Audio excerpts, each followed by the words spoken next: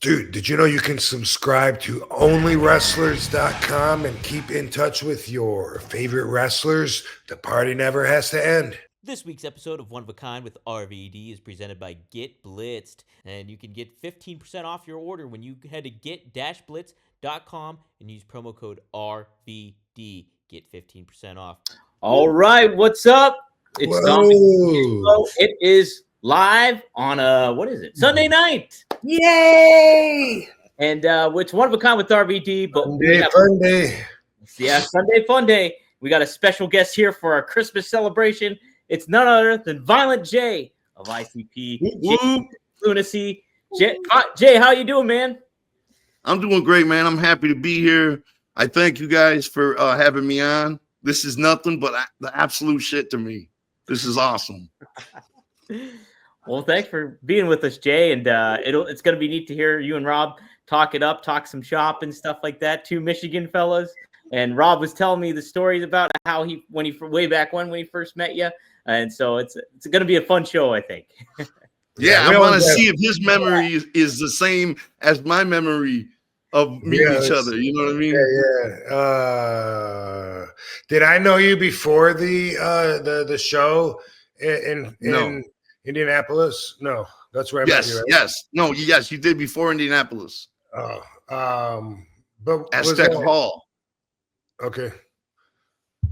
All right, yeah, because we're about around the same time. Yeah, so I already knew.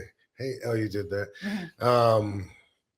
Yeah, I mean, I don't have any story for Aztec Hall, so I'll go to the next one. They're in Indiana. But I've already told this story, but it's fun to tell. So where, I don't know, it was Indianapolis or Fort Wayne? Fort Wayne. Okay. And then Joe had an Army gimmick on. He was Corporal Daniels. And this was like, we're right on the heels of the Desert Storm. It was very much in the news, a hot topic. And so his character is Corporal Daniels. And and he came down like to start the show. It's not like there was 10,000 people there. It was a small armory show, but that made it even more quiet, because it was like we'd been there for a couple hours, then boom, now the show's gonna start. Like, oh shit, everyone's paying attention. First match. Everyone's paying attention, and the very first guy to come down was Corporal Daniels. Comes out of the dressing room and starts handing all these little flags out to everybody in the front row. Everyone gets like a little flag and stuff. He gets in the ring and he goes, "How about those troops?" Yeah. And then he like leans back into the rope, so decides he's gonna run the ropes a little bit. So he runs, bounces off the ropes, and he runs and he trips and falls right under the bottom rope and rolls all the way out to the floor. And this was the very first thing to happen of the whole show. I was laughing. I slid all the way to the hot dog stand. Yeah. And I know that me and Dango were I was laughing going so hard. I know you could hear us through the whole match laughing. I was going fast. Yeah. I used to run the ropes as fast as I could. Yeah. And every time I ever did it, I almost busted my ass. So I should have known, you know what I'm saying? Because I'd be going so incredibly fast. I was trying to get like my thing, you know what I mean? And man, I just flew. Like I lost my footing and I flew across the ring and just clear under the bottom rope. And I just slid on that tile floor. I just slid. I had so much momentum and speed going behind me. Man, I just remember hitting the floor and just sliding, And I was wrestling Malcolm Monroe, and he was on his way down to the ring, and he was like, "I didn't even get in the ring yet," and I kicked his ass or something like that. It was so funny. I was crying because I was laughing so hard I couldn't stop. My stomach hurt. I laughed. And you know what's crazy is there was all those TV cameras and shit set up, so I always thought I would see that someday somewhere. Yeah, right? Oh, wow. Yeah, so you haven't seen footage or anything of it? No, this was a TV taping and everything. I remember, and they had a hard camera and everything set up, so they were filming. You know what I'm saying? I don't know whatever happened to it. The next guy that came down for the third match I think he was a fake Jake the Snake or something, like some snake character gimmick. And I think he like went to jump over the top rope and then got hung up and tripped and like rolled on it and like fell down. And I was like, oh my God, this is great. This show. Did I do that? I did that? No, there was a guy. He was like a. That's right. That's right. The other guy fucked up. I remember. I felt like it took heat off me. Yeah, it did.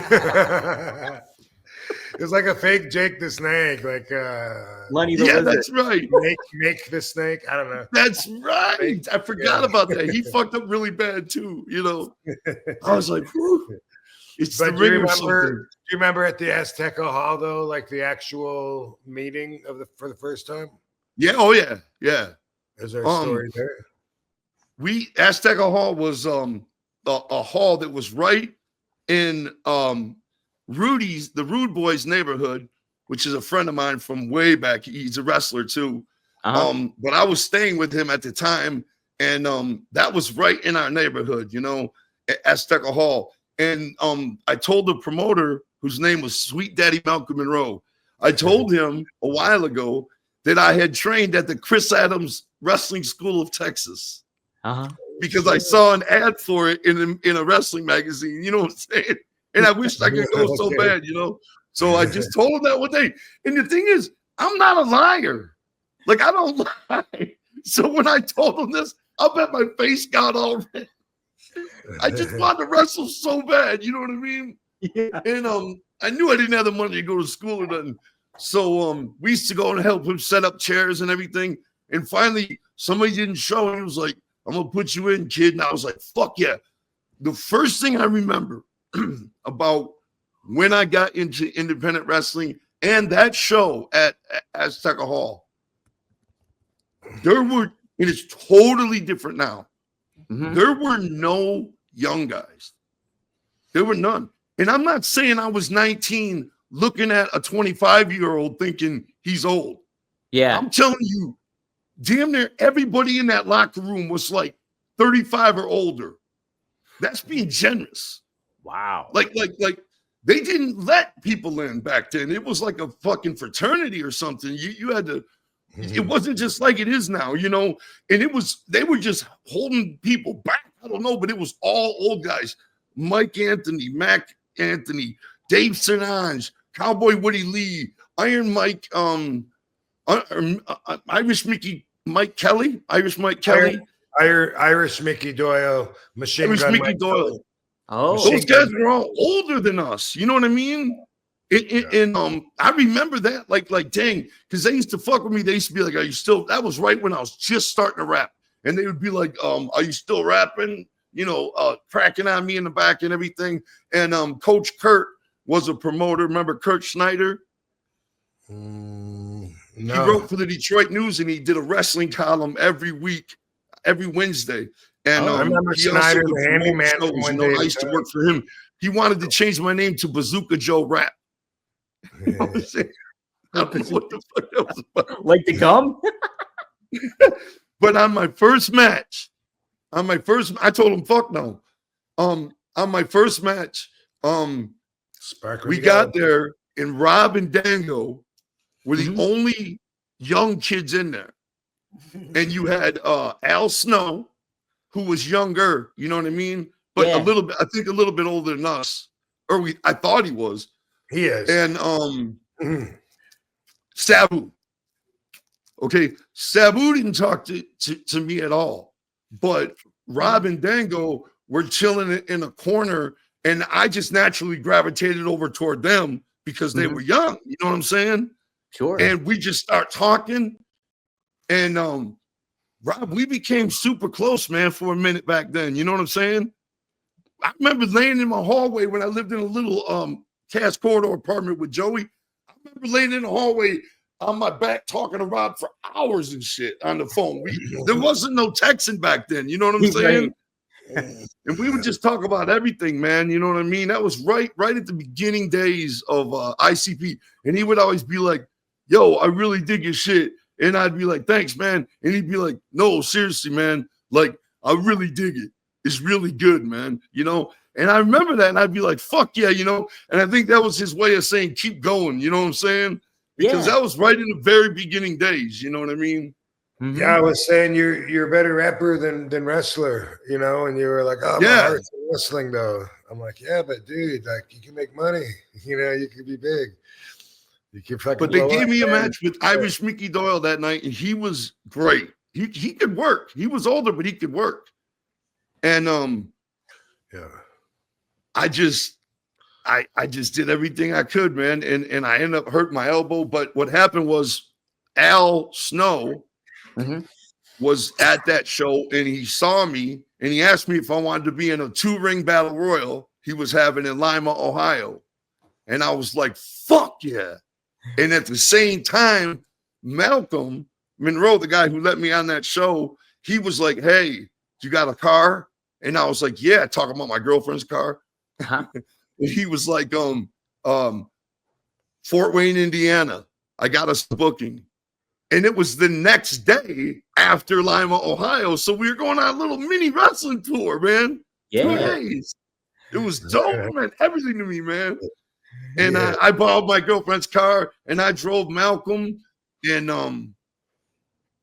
fuck, I can't even remember who else was in the car. Huck. But anyway, that's where Fort Wayne happened, Rob.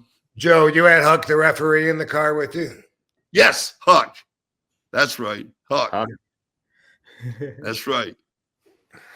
I used to drive all those guys around in my girlfriend's car. I remember one time me and the real Bobo Jr., not Calypso Jim. Remember him? Yeah. Yeah. But the real Bobo Jr. That was the main event at the Azteca Hall. The Sheik and Bobo Brazil. Me and Sheik. They were the main event. Yeah. And both of them were old. And Bobo came out to the ring. He had a guy on each arm. Like he had his arm around their heads, you know? And he was making it like, yeah, these are my guys or whatever, but they were holding them up. Yeah. You know what I'm saying? Dinosaur match. Yeah. And he got in the ring and he stood in the corner and he held himself up with the ropes, right? Sheik would come to him and feed. Bobo would hit him. Sheik would go sell that forever. But they were doing it, man. And if that would have been in Japan, that shit would have been off the hook. You know what I'm saying? Probably filled. But we were seeing it at Azteca Hall, and it was my first match on there. You know what I mean? And it meant everything to me. I get to forever brag for the rest of my life that my first match, the main event that night, was the Sheik versus Bobo Brazil. It sounds like I'm talking about the old Kobo days. No, but also that's the last time that match would ever happen. Really? Absolutely. I don't even think that Bobo wrestled again after that. I think that was his last match. Wow. Really? Damn. Yeah. You know, Joe, like, you know how you're talking about how everybody was old and stuff. It seemed to me throughout my career, it was like that till the very last second.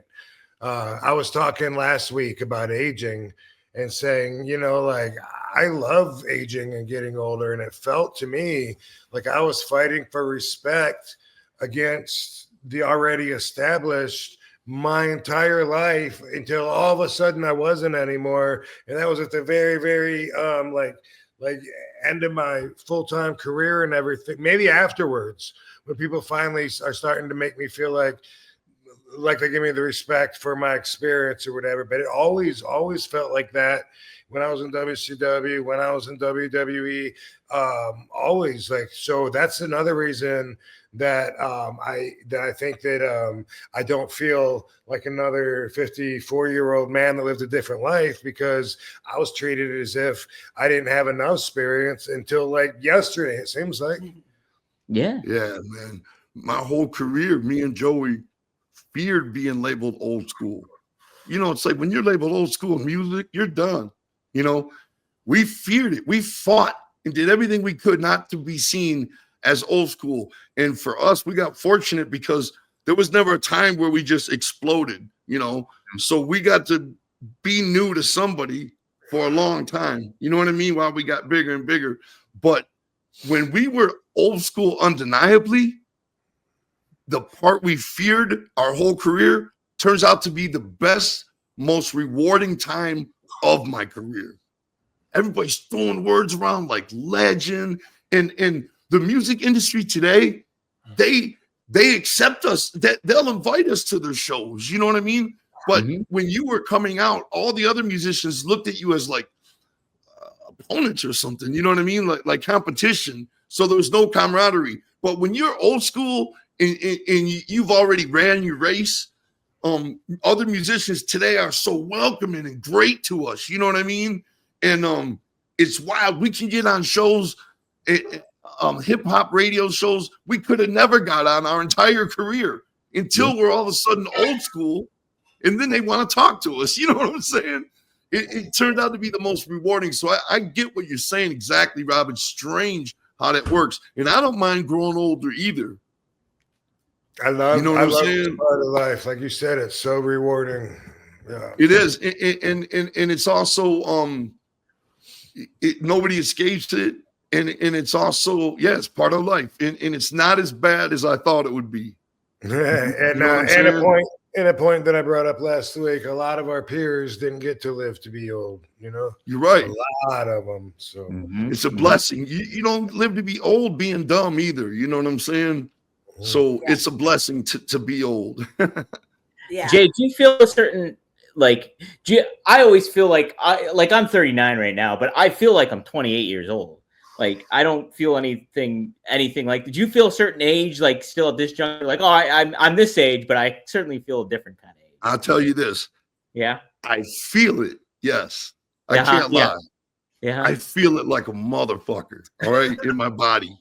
Okay? Yeah, but in my mind, like I've only been with my girlfriend for like a year and a half, right? So when I start talking to my girlfriend, if I'd have known my conversations with a girl would have sounded like that at 51, I would have never worried about becoming 51. I thought I'd be corny as fuck at 51. You know what I'm saying? I thought I would be lame as fuck, like my neighbor Tom, watering the grass. That's the best excuse I can think every time, because he was lame as fuck and his conversation sucked, you know, and I thought I would be like him, you know? But no, it's like life is still fresh, you know what I'm saying? And I'm basically the same ninja I've always been, you know what I'm saying?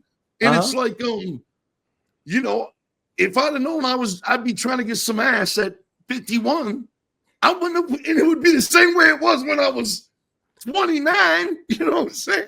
Yeah. I wouldn't have worried about it. It's the same game, it's the same everything, you know. I still like to dress fresh, you know what I mean?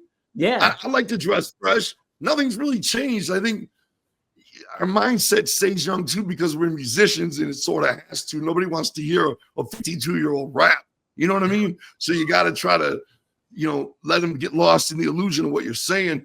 So we live in a younger person's world, you know, Rob too. You know what I mean? Wrestling is very accepting of legends, but it's a younger wrestler's game. That's who takes up most of the time on Raw and all that, you know. But in the same way in music, of course, you know what I mean? But yeah, being old is definitely been a lot more rewarding than it's ever been. We're playing all these festivals now. We didn't play a festival for 16 years in a row. You know what I mean? Yeah. We stopped doing festivals. Now we go back, we do a festival. It's like the whole place loves us now. It makes me want to cry, because our whole career, it's always been 500 to 1,000 juggalos up front at the festivals. And the rest of the crowd would either be like this or just stand there like statues. You know what I mean? Yeah. And getting sprayed with every festival experience we had was like that, you know. But now we do a festival, everybody gives us love, and it's like, holy shit, it's like just a different generation. Like, we've always been the world's most hated band, but it's not like that no more. You know what I'm saying? Something happened, the generations changed, or whatever the fuck it is. It's just we're not looked at like that, you know. Rob's a Hall of Famer, you know what I'm saying? Just like you said, you're fighting to get respect. You know what I'm saying? Your whole career. You know, it's like I wasn't always considered cool. I didn't get a lot of girls in high school. That didn't happen until recently. Wait. No. Can't leave it there. Hey, with the holiday season, you guys need a break from the crowded stores and the endless gift lists. I know I do. You can restore your Zen, and RVD knows all about Zen. And you can embrace the natural power of hemp this holiday season with Via. Yeah, this holiday season, unwind and recharge with Via. Whether you're enjoying a quiet evening at home or, hey, embracing the festive cheer, Via's premium THC and THC-free gummies will help you find your perfect holiday balance. Via is well-renowned for their award-winning THC and TH-free gummies and vapes, THCA flower, soothing topicals, and calming drops, all crafted with the highest quality hemp sourced from trusted, independently owned American farms. And the best part, Via legally ships to nearly all states in the United States in discreet packaging directly to your door with a worry-free guarantee. No medical card required. You can still save by using code RVD for 15% off. So if you're 21 plus, check out our link to Via's website in the description. I can't speak enough about Via. You know, I'm kind of a newcomer when it comes to the THC element of everything, but they do have, like they said, the THC-free gummies, and I really like the Flow State one. It kind of amps you up a little bit, gets you more of a focus if you have some work to do and everything like that, and I am a big proponent of that. But like they said, they have several different things that can help you with THC or THC-free, and the flower's great, and there's several different gummies you can try out too. So I highly recommend Via, and RVD, perfect podcast for it. So this holiday season, be sure to gift yourself some peace of mind. If you're 21 plus, check out the link to Via in our description. You can still save by using the code RVD for 15% off. After your purchase, they ask you where you heard about them. Please support our show and tell them that RVD sent you. This holiday season, enhance your everyday with Via. This episode is sponsored by Blue Chew. Let's talk about sex, guys. Remember the days when you were always ready to go? Now you can increase your performance and get the extra confidence in bed. Listen up, BlueChew.com. Blue Chew is a unique online service that delivers the same active ingredients as Viagra, Cialis, and Levitra, but in chewable tablets and at a fraction of the cost. You can take them anytime, day or night, so you can plan ahead or be ready whenever an opportunity arises. The process is simple. Sign up at BlueChew.com, consult with one of their licensed medical providers, and once you're approved, you receive prescription within days. The best part, it's all done online, so no visits to the doctor's office, no awkward conversations, and no waiting in the line at the pharmacy. Blue Chew tablets are made in the USA and prepared and shipped direct to your door in a discreet package. They always say first impressions are important. What about lasting impressions? Blue Chew wants to help you have better sex. Discover your options at BlueChew.com. Chew it and do it. And we've got a special deal for our listeners. Try Blue Chew free when you use our promo code RVD at checkout. Just pay $5 shipping. That's BlueChew.com, promo code RVD to receive your first month free. Visit Blue Chew for more details and important safety information. And we, RVD and I, thank Blue Chew for sponsoring the podcast. Katie, do you feel the same way too overall? Like, do you like getting old, but you feel a certain age in your mind too at the same time? I feel like entertainers are seeing younger because they're like out in the streets meeting different people, so they know what's relevant in culture. Yeah. So it always seems like people that are entertainers just have young energy. That's a great point. I definitely do. I am more in touch with things that I loved as a child now because I can afford it. So it's like everything Barbie. So I still embrace stuff that I've always loved. Yeah. Yeah, our dog's name's Barbie. RBD. I wear cartoons on my clothes and stuff like that. So I just feel like you don't have to grow up, but also, I just like what I like.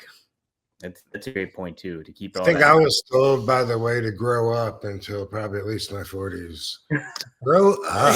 It's a choice. It's something I heard a lot as a kid. Dude, grow up.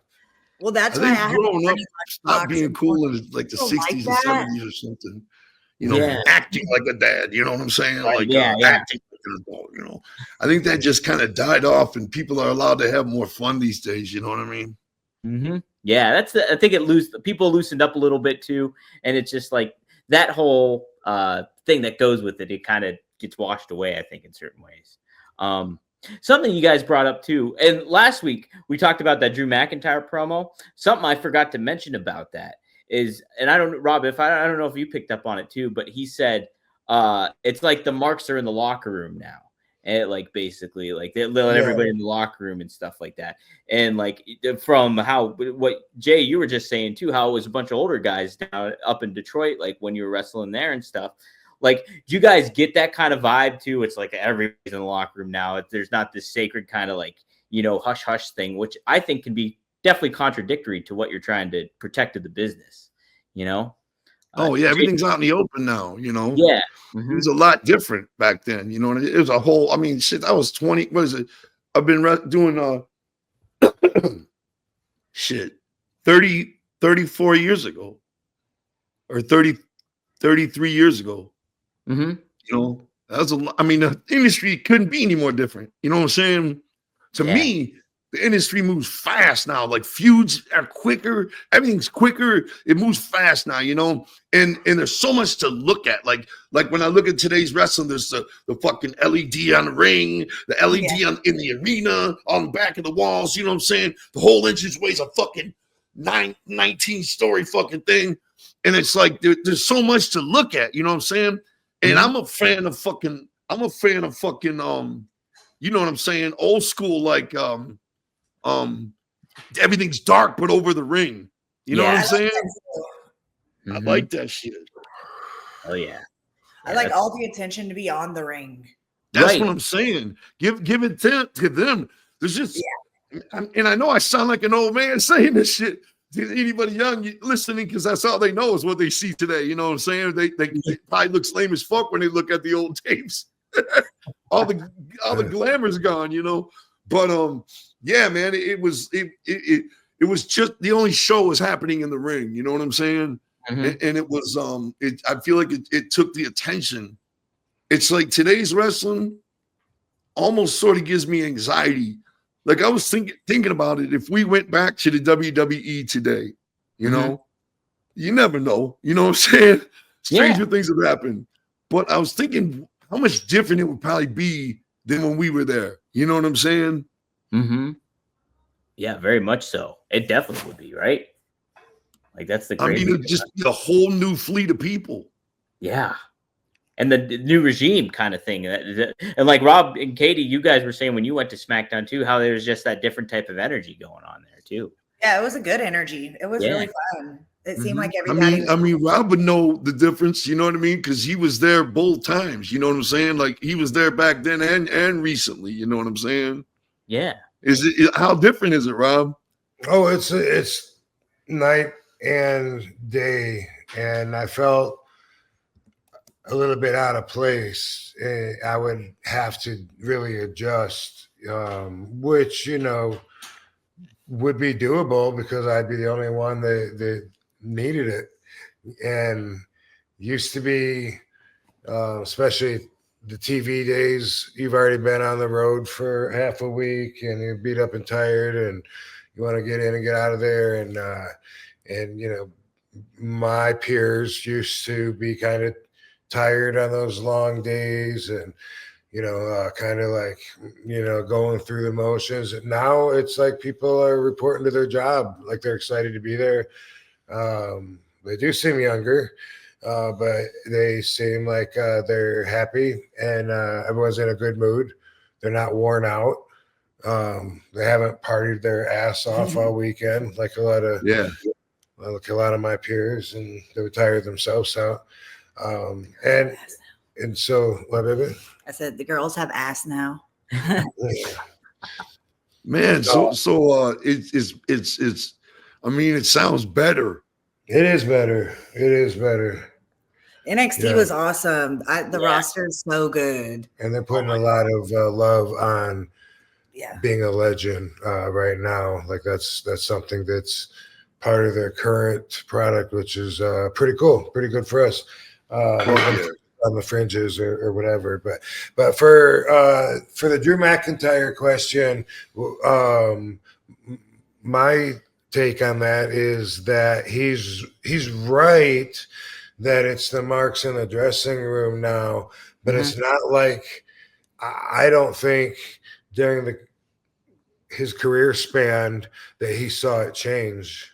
In other words, in other words, way back in the day, I don't know. I mean, maybe he's been doing it as long as me because I guess I was there at the tail end of the older guys. I've told this story a bunch. First time I was loud in the dressing room, don't talk to anybody unless they talk to you. Unless you're going to introduce yourself, you're either a wrestler or you're a fan. You can't be both. Don't come in here if you're going to be a fan. And anyway, that was like brainwashed into me. And now it's, I take pictures with a lot of the other wrestlers on their phones in the dressing room, if they ask. I don't beat him up like Sabu would have 20 years ago. I take the photos because it's changed, but I don't think that was in the last 5 or 10 years. I don't think it was, even the last 20 years. You know what I mean? So I think it's been that way for quite a while. Ever since everyone wanted to break kayfabe and start talking about all of the planning that they put into their efforts for the night, and then then they deal with the consequences of that. So I think it's those kind of people who, ever since they've been doing that, it's been the marks in the dressing room. Oh, yeah, interesting. Yeah. Jay, do you feel the same way too? Well, let me ask you this before I forget. How is it in AEW? Like, is it the same? Like, is everybody seem not like well rested and all that? Is it as organized? I just want to know because, man, I'm curious as hell because I heard some shit like that Tony Khan spent $500,000 on Daniel Bryan's music. I believe that. That can't be true. Every time he plays, that can't be true. Every time. Oh, I don't know. Yeah, that's just insane. But is it because I see things on the internet and is it like he's just spending crazy money because they're showing like empty houses and shit like that? You know what I mean? And I don't know what's going on. This is just what I see on Instagram and shit like that. But they're showing like empty houses at tapings and I'm hearing that he just spends crazy amounts of money. What's it like over there? Yeah, they got some haters posting on Instagram. It's entertaining, some of the stuff that they put on there, and all the botches. And they always say we're only the best wrestlers on the show with bots. And but I haven't been there first off since April. So maybe the houses were different then, but from my experience, Tony's just a really nice guy. He's happy to be there. He comes across like a friend, like he's genuine, like he's really, really appreciative. He'll like take his time and don't walk away. You got he'll like he doesn't say don't walk away, but but it's like hold on, I got a list of things I'm going to tell you. He comes across like that because he'd be like, Rob, that was awesome. You were awesome. The match was great. The people loved you. Thank you so much for coming in here. Almost like he's going through like to make sure to cover everything, and it's really cool. It's a really an appreciative thing to go through. I feel like the boys there seem to have so much control and a desire to take the product in a different direction. And so I think that's what they're going to get judged by a lot, is whether that kind of product is inferior, and if the other kind of product, more mainstream, is superior. And it really has always been that way in the past. I say that myself, being kind of a wrestler with a niche following, you know, being because ECW, because hardcore, because I'm the whole effing show, because of all that, you know, people love me, but you know, I'm not in that position like we're Cena, like the mainstream, you know, like everybody loves them, kids love them, I love them, you know. So it's when you are a specialty item or have specialty talents, you're going to get a little bit more of a niche, however big that niche you can get. Mm-hmm. Yeah. No, it's interesting. Jay, what do you feel about the AEW product when you see it, just from a presentation standpoint and everything? I'm not. I mean, I'm gonna be honest. You know what I mean? Yeah. Nothing's caught me.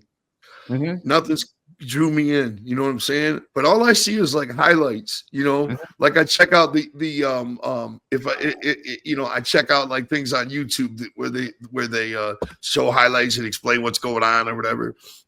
Keep you updated.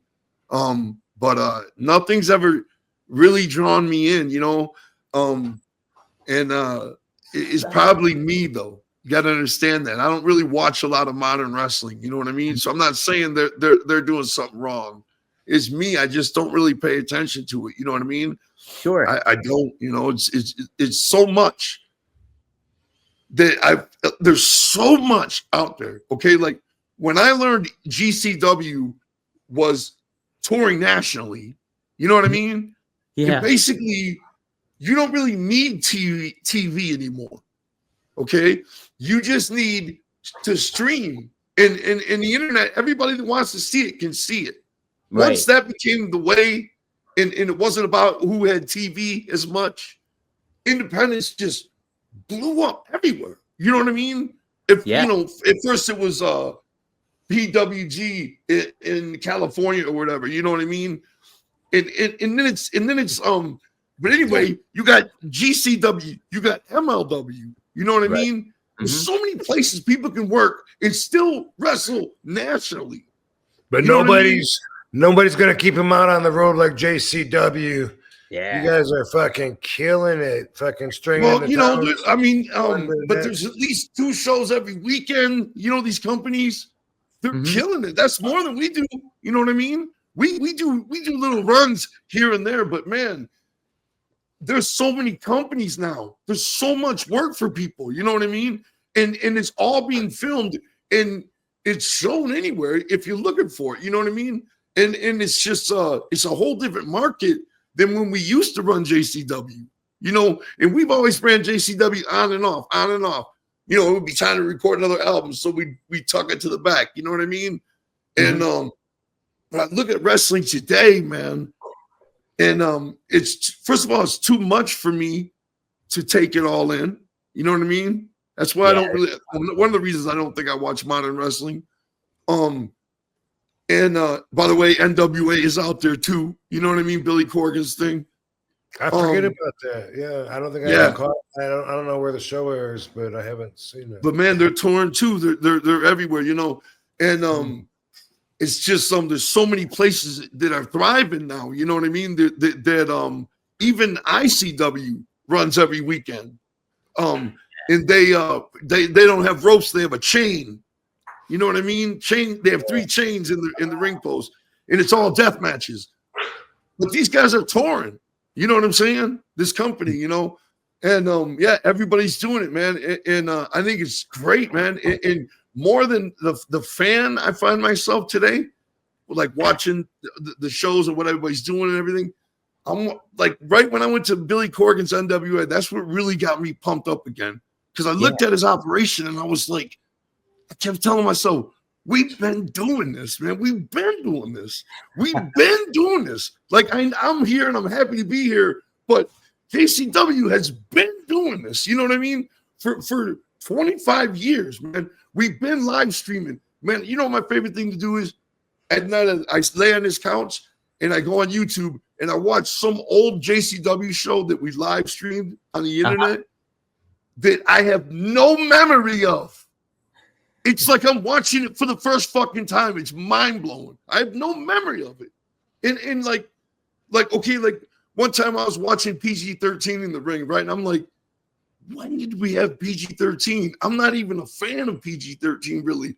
Why would I bring PG-13 in, you know? And I'm watching this, and then all of a sudden I come out to the ring. You know what I mean? And I start bumping them, and I have no memory of this. You know what I'm saying? And then Bobby Lashley. I'm looking at Bobby Lashley and JCW. I would have never thought we ever used Bobby Lashley.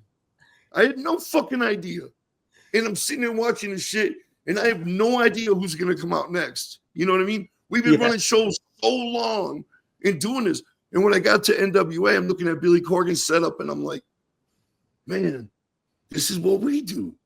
This is what we do. You know what I mean? And his promotion is so respected. It's got the rankings in Pro Wrestling Illustrated. You know what I'm saying? Mm-hmm. That's what I grew up on. You know what I'm saying? If you had your rankings in the Pro Wrestling Illustrated, you were a real promotion. You know what I mean? Mm-hmm. And I'm like, man, JCW's been killing it. Why don't we get respect like that? We've been around all these years. Even when we were totally inactive, we still ran at least 5 shows that year. You know what I'm saying? Mm-hmm. That was us at our least active, you know? So, I went there. Then I went to MLW, right? And I watched their operation, and I did a thing with them, and I watched what they're doing, and I watched them filming the pre-tapes that they run between matches and shit. And I'm like, I'm peeping all that. I'm like, all right. Then I went to GCW, and me and Brett became friends. Brett Lauderdale. Yeah. And he's teaching me and talking to me and telling me things. You know what I mean? He's such a big help, man. I love that guy. And I just wish I could repay the favor to him somehow. You know what I'm saying? He's been so helpful. But I fucking see what they're doing. You know what I mean? And I'm like, man, I can do this. So I just got fired up, and I decided to bring JCW. We launched a whole new thing with a show called The Awakening. And then from there, we started our new show, Lunacy. And we've been going ever since, you know, for like probably a year now, at least. Really knocking shit out. You know what I mean? Heck yeah. And it's good stuff. Yeah, the product. And I was texting Rob before we got on here. I was like, dude, I fucking love the intro to JCW Lunacy. It's like good shit. It's like old school, but it creates its own unique vibe for today's, you know, wrestling viewing audience. You guys that, you know? We do all that, man. We got the pre-tapes between the matches. You know, we film that shit during the day. And then we just did a show yesterday. I was telling you, Don. Yeah. Before we went live. We just did a show yesterday, man, and we filmed 2 episodes of our show Lunacy at this event. You know, first thing we had to do was hide all the Christmas shit. You know what I mean? Yeah. So when we went to go do the wrestling, we had to move all the Christmas shit out. You know what I mean? And put the Lunacy banners over it all. You know what I mean? And like I was telling you, we had 2,400 people in there. That bitch was packed, and it was standing room. And we had to stick that ring in the middle and tell everybody, move back. You know what I'm saying? And one of the barricades was busting in. It looks great for wrestling. You know what I'm saying? It looks great. It looks like we're killing it. But it's actually an ICP concert happening as well. You know what I'm saying? Mm-hmm. But, man, it looks great on TV. You know what I'm saying? And we don't always run only with... I like the graffiti. We're running our own shows now. You know what I mean? Yeah, that's our thing, you know? And we have ran our own tours many times over the years. We ran our own JCW tours from New York to LA, and we would have names on it. We'd be doing all that shit, and there wouldn't be a blip about us in the Wrestling Observer. Nothing. You know what I mean? We just didn't count. It was the same as music. We're not rap. We're not rock. We're not accepted either one of them. You know, it was the same thing in wrestling. Didn't matter what we were doing. We just weren't written about, you know what I mean? We were ignored, you know, but we're fighting all that now. And we just want people to see the product because it's not all juggalo. You don't have to be a fucking juggalo to like the product. That's the farthest thing we're doing. You know what I mean? This is for wrestling fans. We're showing how well juggalos can run a wrestling promotion, but it's not all things juggalos. Not every fucking storyline is about juggalos and shit. It's nothing like that, you know? Yeah. Mm-hmm. No, it's definitely you get the wrestling vibe. You get the different wrestling vibe for it. And that's what man, I love doing this. It's a lot of fun, man. It really really, really a lot of fun. And like I was telling you guys, going back and looking at our history over the years and all the shows we ran, that's been a lot of fun too lately, man. You know, we've been putting little clips out on our Instagram and shit of stuff back in the day. Yeah, man. Yeah, it's been a long ride. It's been a long ride. You know what I mean? Yeah, for sure.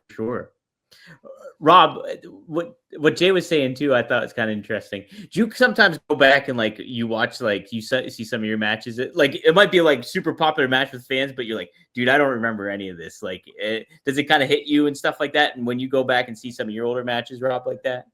Oh, of course. Yeah. Mm-hmm. Yeah. Of course, yeah. Not. I mean, it's. I remember more than I don't, but every once in a while, absolutely. I won't remember, or I'll even see it on Twitter because I usually repost when I see someone will post highlights from a match. Sometimes there'll be a tag. There was a tag match on there last week. I did not recall doing it at all. But yeah, who was there? I can't remember who was in it, but I didn't remember doing the match. But apparently, I did. Yeah. I know you guys. Did you ever see a match you have no memory of having? Well, yeah. I mean, that's what we're talking about. Yeah. Yeah. I don't know memory of it. I can't answer that one. But is there like something where they're like, you wrestled this person, and you're like, I really don't remember that because there's people you don't wrestle. Or a guy telling you he worked you, and you're like, no, you didn't. Yeah, that happens sometimes. I mean, it's not often, but every once in a while that happens. Little Guido, I didn't believe him for the longest time. He told me that he wrestled me down in Florida way before ECW, and I was like, dude, you're fucking crazy. Like, I never met you down there. He said, no, we had a match. It was on TV. And he goes, and that's me, but I was James Nassetti or whatever. That's my James. That's my other Italian friend, James. Was he Meritato? Yeah, Meritato. And he said that's what he wrestled under. No recollection of it. I always told me it was full of shit. And then I saw the match, and it didn't look like Little Guido at all. He was like 230 pounds or something. Shit. Different, complete different body, different hair. You know, he used to fight in this shoot group. I think it was UWF in Japan. PWI, is that what it was called or something? It could have been. I don't know, I guess. But he was, I guess that's what he looked like when he was doing it because it was around that time. This was 91. This was, or just barely 92. And so there's one example. I always thought I have a memory of a match that didn't happen too, because I've only been to Korea one time, and the way that I've always remembered it was like me wrestling X-Pac like in a singles match. And every time over the years, like it's come up a few times. And he always says he's never been to Korea, so I'm always like, damn it. Might have been Scotty Too Hottie. He's the number one suspect. That would in that match. But anyway, that shit happens sometimes. I remember you being in my barn in Penfield when I had the ring in the barn in the backyard of that house. Yep. And, I think I came out there with Mike Kelly and all them. Oh yeah, that's right. I think you came out by yourself too, without them though. Yeah. And do you remember when? And I was asking you this on the phone the other day. Do you remember when, or a couple of weeks ago? Do you remember when down in North Carolina you had a match against the Maestro, that guy with the white hair? Where was it at? It was down in North Carolina. You were doing an independent show and you were wrestling against the Maestro. Earlier that day, there was like a fucking a Radio Shack or something that you guys were all signing autographs out of. There was like 6 wrestlers signing autographs at like a Radio Shack or something, or a furniture store or some shit. I don't remember. But anyway, that night Joey managed you, Shaggy. Oh. He Really? managed you. And I was asking if you remember that, and you said no when we were talking the other day. But it was he had this funny ass gimmick, and he was managing you. And I was just sitting in the bleachers watching. You know what I'm saying? And it was so dope, man. You were working the maestro, and you guys had a great match, man. I think he was also maybe Gorgeous George III, same guy. Do you know? Say it again. I think he was maybe Maestro might have been Gorgeous George III. Yes, that's what he was. Okay. He looked like Gorgeous George. Yeah, he did. I kind of remember that, you know. I kind of remember it now. Yeah, man, that was a shit to us, man. We were geeked as hell, Joe. We got to manage you. That was fun, man. And you remember when we did the ECW thing? Yeah, you kicked me in the fucking ear and ruined my music career, bro.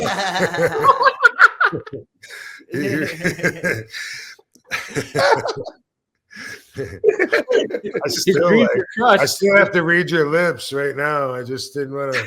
I'm just used to it. You crushed his dreams. You guys took care of us, man. I remember Sabu. You guys took care of us. I was always scared to death of Sabu. He didn't used to talk to me back then. He never talked to me for the longest time. Yes.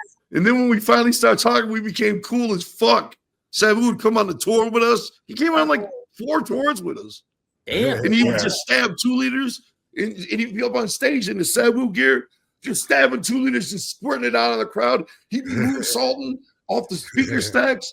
He'd be crowd surfing with the glitter pants on, you know, every night on tour. He must have came on 4 or 5 tours with us. Holy shit. Yeah, we became super cool. And every time we needed him to wrestle, I'd be like, what's up with the homie price? every time I call him now, he's like, I know homie price.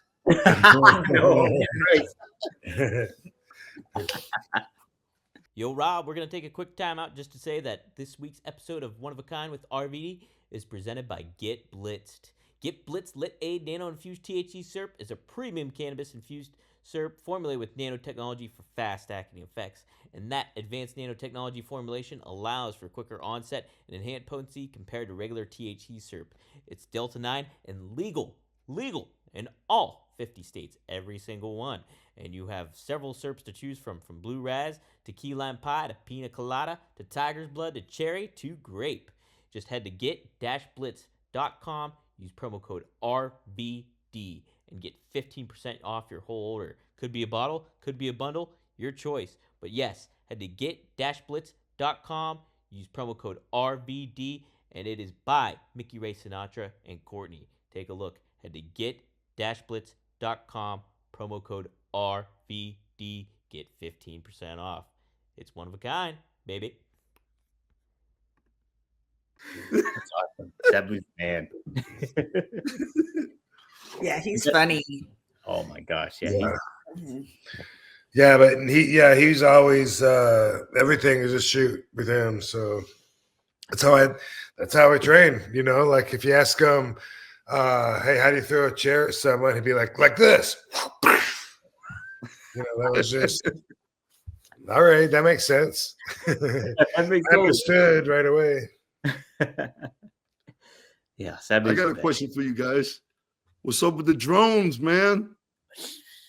Yeah, we didn't talk about that, Rob. The drones and stuff.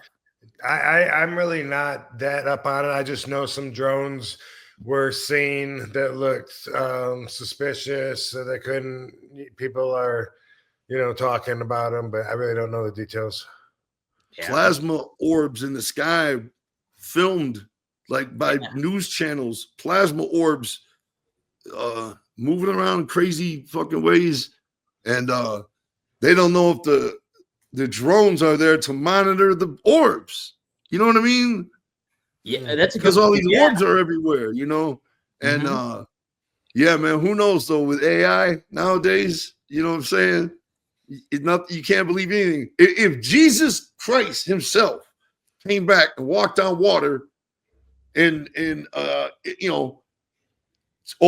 the water to the Statue of Liberty in front of a press conference, over the water, everybody be like, "Oh, that's fake." You know what I'm saying?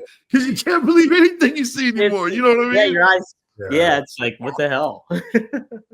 they could have me fucking a giraffe, and it would be my face and my body fucking a giraffe. I've seen that. Giraffe, you know what I'm saying? And there's that crystal clear footage of it, you know? That's terrifying. Yeah. Oh my God. Yeah. Oh man, listen to this, guys. Okay. So we started getting flagged on YouTube for using certain music, right?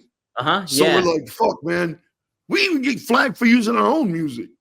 There's like a whole process you have to go through, you know what I mean? But so we go to the computer, right? I swear to God, this is all I put in. I put 90s boy band. And then I wrote lyrics. I just wrote like a poem. You know what I mean? Yeah. Like, we're number one and standing tall, and we're here and we'll never fall. You know, just shit like that, right? Just writing shit that rhymed, you know? Yeah. And I hit go, and it made a song in about 30 seconds. It spit out a boy band doing the song I just wrote. You know what I'm saying? And it's dope. It's dope. It's That's a the dope exact same fucking thing song. he did. That's crazy. Who did it? Katie? This AI or whatever, bro, it spit out a song. And then I hit again, and it spit out another song. I could do it all day long. It would spit out another song until you get the one you like, you know? Wow. It's unfucking real. It's unreal. It makes a song in 30 seconds, and there's no reason to hire anybody to do a jingle. There's no reason to hire anybody to make the music to the intro of your YouTube show. You know what I mean? Yeah. It's all right there in AI. You know what I'm saying? It's unfucking real. Then we needed the music for the Southern Six. So I put old country, deep voice, This slow. is the exact same thing you did. Right? Old country, deep voice, slow. And for the lyrics, I just put the Southern Six, the Southern Six, the Southern Six, the Southern Six, the Southern Six, bunch of times, and hit go. And it spit out the dopest music for the Southern Six. Every time that music comes on, everybody sings Southern Six, Southern Six. The whole crowd sings it. You can hear it's softly being sang. Wow. Rob, you did that too? You type stuff like that in? Well, just give it like 3 or 4 details. Yeah, I really don't know that much about using it. I need to learn how to use it. So I just said do a song about Katie Forbes wanting to retire from pro wrestling to become a country singer or something like that, you know, and then boom, it gives you, and then it spits out like the whole thing. And it's very detailed, and it's crazy everything that it includes. But you know, they you can get it to draw for you, you can get it to write scripts for you, Design tattoos. Yeah. Holy shit. stories. But I don't know how to do that. I need an AI class. Anything. It's unreal, man. I mean, I feel so dumb as a musician when it just spits out a song that's dope. It's actually really dope, really creative. You know what I mean? It wasn't even made by a human. Yeah, that's wild. Oh my God, that's so wild. It freaks me out.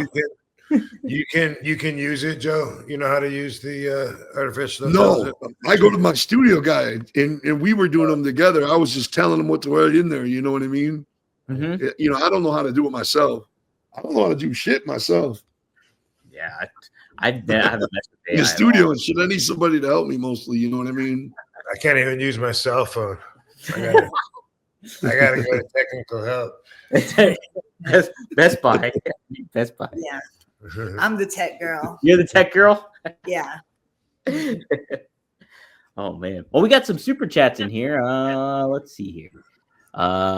Snide Whip thanks for the $10. He said, old head juggalo since 5th grade.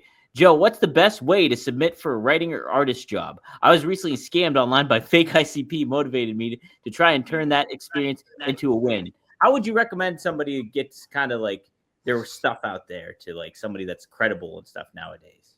For writing? For writing, I guess he's asking. Writing. I would have no fucking idea. Yeah, writing or artist job. I tell you what, as an artist, YouTube is all you need now. You don't even need a record label. Mm-hmm. The record label is totally obsolete now. You can set your own shit up with iTunes and all those streaming platforms. You don't need to press up any product no more. You know what I mean?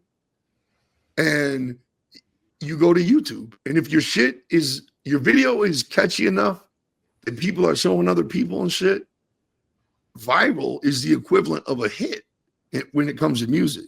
So if your video goes viral, or your song goes viral, that's the equivalent of a hit, Yeah. And fuck yeah, man. YouTube is my advice for everything. That's the windows to the world. You know what I'm saying? YouTube is so much opportunity, man. Look at all the YouTube celebrities and shit there are now. Right. It's insane. Like when I grew up, there was sports, politics, music, and acting, right? Yeah. Now there's way many more ways to be a celebrity, you know what I'm saying? And be successful, than just those regular old 5 that I grew up with, you know what I mean? I know. It's crazy. Like you could just be a YouTube influencer talking, unboxing stuff like we do on here, and you become a celebrity doing that shit. There you go. Yeah, right. I'm saying, man, real genuine celebrities too. You know what I mean? They got some boobies. That's it. That helps too. Yeah. The boobies always help.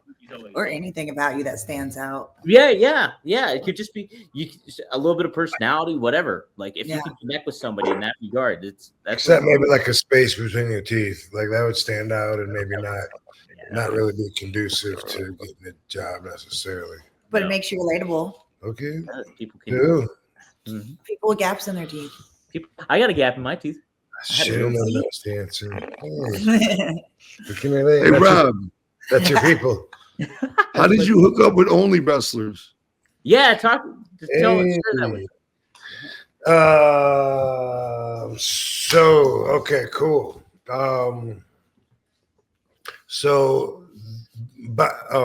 By the way, did you tell? He probably didn't, but you talked to Tom, right? I talked to him. He knows Chris Adams. That's why I'm like, when you said you were trained by Chris Adams, I was like, wait, I wonder if Tom knows that. And I was like, oh, it was bullshit. Okay, so it didn't happen. But all right, so Tom and his partners were running shows, and Katie was wrestling for them under the banner of UWW. Ultimate Women Wrestling. Yeah, so it was like all women's shows. And I had gone to a show or two to the Katie was at, and we always end up talking, and they picking my brain a little bit and, trying to get me involved or whatever. And then they ended up calling an actual meetings, and they wanted to, us to all sit down and they asked me if you were going to run a wrestling promotion or show, what would you do that's different that's not being done? And, I have run shows, way back in the day with in the Georgia and the Carolinas and stuff in 90. I mean, my partner, Greg Price, did most of the work, but 92, 93, 94. Anyway, I said, well, I always had this idea. I had several ideas, but I said there's something a little fair, I think. I said I always had an idea. I would update it now, but I had this idea years ago. Way back when I was on ECW, I had this idea where I thought it would be cool if there was a wrestling show where you had the lineup and the fans actually voted on who wrestles who. And in my mind, it would take a certain caliber of wrestler that could go without needing all day to prepare, because they would find out like at the beginning of the show or maybe one match ahead of time or whatever. There'd be a reporter that would go around and say, well, Kid Cash, you look like you're ready for anything tonight. Are you ready to find out who the people voted for? And that Kid Cash would say, I guess, man. I mean, it really don't matter whoever it is. Yeah. I mean, I kind of hope it's RVD. I like working with him, but yeah, what they say, and then hey, you got New Jack. Oh shit! And then go over there, New Jack, and New Jack. I don't know if you've heard the news, but the vote is in. Shit, I don't care, man. Who I got, man? Whoever it is, I know I'm gonna fuck them up. That's what I know. And then they'd be like, you got Kid Cass. Shit, I got just the blade for Kid Cass. And then like boom, you go out there and you do it all, and you have the matches, and I seen like I was even in one in WWE since then. I was gonna say I've seen that. I know they did Taboo Tuesday or something where it was partially like that. Was it a shoot? Was it a work? I don't know, but I was part of a vote one time on WWE where I already wrestled. And then, and so I looked at it as working twice. I was not happy about it, but I wrestled earlier in the card, and then I was in a vote. Who did the people want to see? I think it was Challenge Alberto Del Rio for his belt, I think, but I know it was between me and Kofi and Zack Ryder. Oh. And I knew I was going to get it because I'm RVD, and those guys weren't. They were still coming up, back then on the hierarchy, and I kept going by both of them, and during the hour because they kept plugging it, and I'd say, "Man, I think you got this, Zach. You can do this, bro. I'm praying for you, dude." Because I really didn't want to work twice. And he would say the same thing back, and he'd say, "No, man, I think it's going to be you, man. And it was me, and I had to work twice. But anyway, that's what started the talks with this, And then when we started talking about actually, okay, like boom, when we run a show, if people are going to belong to the voting association, then if it's membership based, they got to know how often they have the show. So we started thinking we got to do like a show. Then every 30 days, we got to do a show so that they know every time, their vote's going to count to this and boom. And while we're working it out, we decided to scale back and we said, you know what, let's take a minute first and gather the association. And so what we have is a platform where it does everything. If you've heard of OnlyFans, that one, people think of that as being sexual because a lot of people do use it for that, but they also do other stuff on there too. So I'm told. Yeah, I don't look at it, but yeah, you can do anything on there. Anything. Working out, it's not all. Yeah, so our idea was to take take a website that can do everything they can, and then a ton of other things like the referrals from wrestler to wrestler or from fan to fan. But basically, it's a platform where fans can follow the wrestlers, keep up with them, and this is just here for any wrestlers that want to use it. A lot of wrestlers use Patreon or whatever.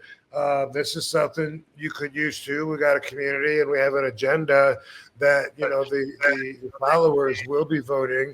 We'll be talking about putting shows together real soon.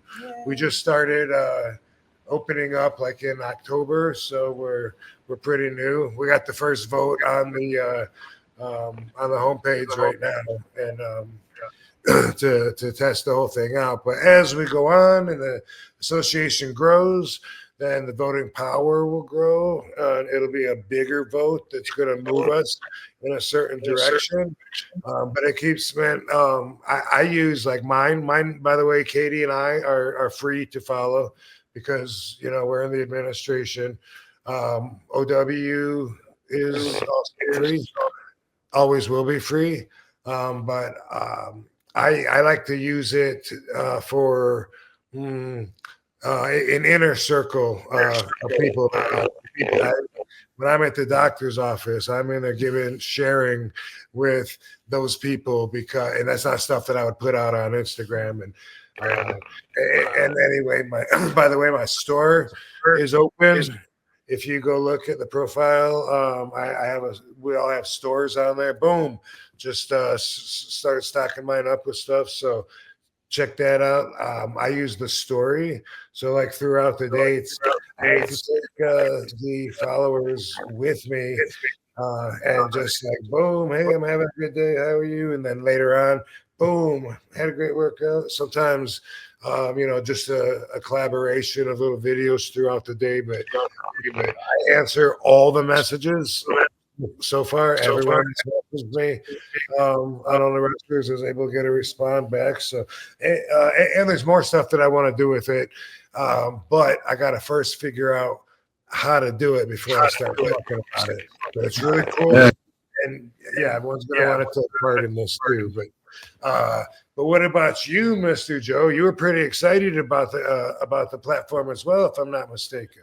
Yeah, man, I have fun putting stuff on there, man. I try to put fun stuff and try to put stuff that I think would be cool to see. You know what I mean? I got my account on there, and JCW has an account on there. I know the Backseat Boys got an account on there, and I was just talking to all the wrestlers yesterday at the show about it, and the way Tom was explaining it to me is like, if you have an account on the show, on the platform, then you're eligible to be voted onto a show. You get what I'm saying? Yeah, I understood that, meaning for the wrestlers, you know what I'm saying? And so when I understood that, because I didn't understand how the voting was going to work, like I didn't understand like who would be eligible. But now I get it. Like if you have a platform on if you have an account on Only Wrestlers, you can be eligible for a match. I would think that the matches would have to be decided, a month before the actual event or something, though, so that those guys could be booked. You know what I'm saying? Because otherwise, the only other option would be to get the whole roster to be there at the show waiting for. You get what I'm saying? So they might have to be. But just to you get what I'm saying? Just to help add something to that, so you understand it more, don't think along the lines of vote on who all you want on your card. Think more like, hey, boom, it's John Hennigan versus Chris Masters. We're gonna have you vote on what kind of match should it be? Should it be a ladder match or should it be a whatever match? So think, like. The bigger it gets, then the bigger the vote gets. But it'll be a while until they have that kind of leverage to actually be bringing everybody on the card. And then we'll probably start with one match where you're going to vote on on this spot or whatever, and we're going to go to what town you want us to come to. But at first, think along the lines more of like, okay, out of these 6 guys, who do you want to see wrestle who? Like stuff like that. That's what's cool because Tom was telling me that the first vote that's going down is the name of the men's heavyweight title, the main title. You know what I mean? And so he said, "You want to see the selections?" And I said, "Yeah." I'm thinking it's gonna be like 3, but he sent me like 15 different names. You know what I'm saying? And I thought that was dope. You know what I mean? Because if you're a fan and you're voting on the name of the world title for this promotion, you know what I mean? You should have a lot of selections. You know what I'm saying? Because that's a big choice. You get what I'm saying? So I thought that was cool. And he said that's the first thing they're doing is naming the men's world title with the vote. You know what I mean? And I was like, cool. You know what I mean? So yeah, I'm understanding everything now. Yeah, it's cool. It seems like it'd be fun. You know what I mean? Very much. And I like to throw cool footage on there. Like the other day, I posted something that man, I almost start welling up and fucking crying on that bitch because I was in my man cave downstairs and I was looking at these this package my mom had sent left for me, and I'm flipping through it, and it has some of the old programs from my backyard promotion, right? Whoa. Which was called NAW, National All-Star Wrestling, right? And I had the programs down there, and I realized as I'm flipping through reading the programs that, first of all, this shit was written by a 12-year-old, you know what I'm saying? And 13-year-old, you know. Second of all, I've been doing this my whole life. Like, I was promoting then in the backyard when I was 13. You know what I'm saying? I was doing the same shit. I'm reading the shit I'm writing, and it was all handwritten, you know, in the programs that we would hand out to the kids that came to the shows, you know what I mean? And anyway, I was showing them programs on the Only Wrestlers, showing them those old programs, and then it hit me that I've been doing this shit since I was 13. I'm still doing it. I'm still writing for JCW. You know what I mean? It's like, I don't know. I've been doing it my whole life, and it just like sort of takes anxiety away, you know. But anyway, that shit hit me, and then we were watching. I also put a clip up yesterday, or the day before yesterday. Day before yesterday, a bunch of the JCW wrestlers were in my living room, and we were watching Willie Mack wrestle for Ring of Honor at that show at the Hammerstein. And Willie Mack's our world champion, you know what I mean? So We love I Willie showed Mack. this footage of all these JCW guys sitting around watching Willie Mack wrestle in ROH, you know, because we had just seen him the night before at our show in Detroit, you know. And then we were going to see him again the next night in Columbus, which was yesterday. Yeah. So he dipped out between those two shows, and everybody was staying at my house, and we're all watching it, and I filmed it for the Only Wrestlers. And I thought that was a cool moment too, you know. And everybody's rocking their JCW tracksuits, which all the wrestlers bought their own tracksuit, and they all chipped in to buy me one. I didn't even know they were doing that. And so we all had our new JCW tracksuits on. You know what I mean? This is dope. You know? Classy. Yeah, it's just we're like really close with each other over there, man. And everybody there really believes in the product, you know, and they believe in they're, you know, they're grateful and they're hardworking, man. You know what I mean? Good guys, man. But yeah, and I'm capturing it all on that Only Wrestlers, you know, and trying to provide something dope. If somebody's paying whatever it is for my account, I want to give them freshness. And the only way I know how to do that is by thinking what I would think was fresh if I was watching it. You know what I'm saying? Yeah. So that's what I'm trying to provide. Well, that's good content though. Like, yeah, showing old cards that you did when you were backyard wrestling, and then having the JCW crew with you. That's like unique content. Like Rob has been saying, like what you can do whatever on there on Only Wrestling. Like, yeah, whatever you want, you put whatever you want on there. You know what I mean? I had Tarzan Duran singing a song on the fucking with a guitar on the JCW one. You know, on the JCW account. We had all kinds of stuff like that. We also, the Backseat Boys had a match in Detroit for our independent promotion. And I went out with them ringside and I filmed the whole thing from the time we get introduced down the ramp all the way around the whole match and back up the ramp. And I put it all on my Only Wrestlers. Hell yeah. I literally had the phone in my hand the entire time I'm out there. You know what I'm saying? Yeah, I was like, I'm taking you motherfuckers with me. I'm taking you with me. Get ready. We're going out there. Then they announce us out there. We go out there. It's cool, man. Yeah. It's a sneak peek behind the curtain. Hey, did those guys tell you about when I smoked in his truck? But what?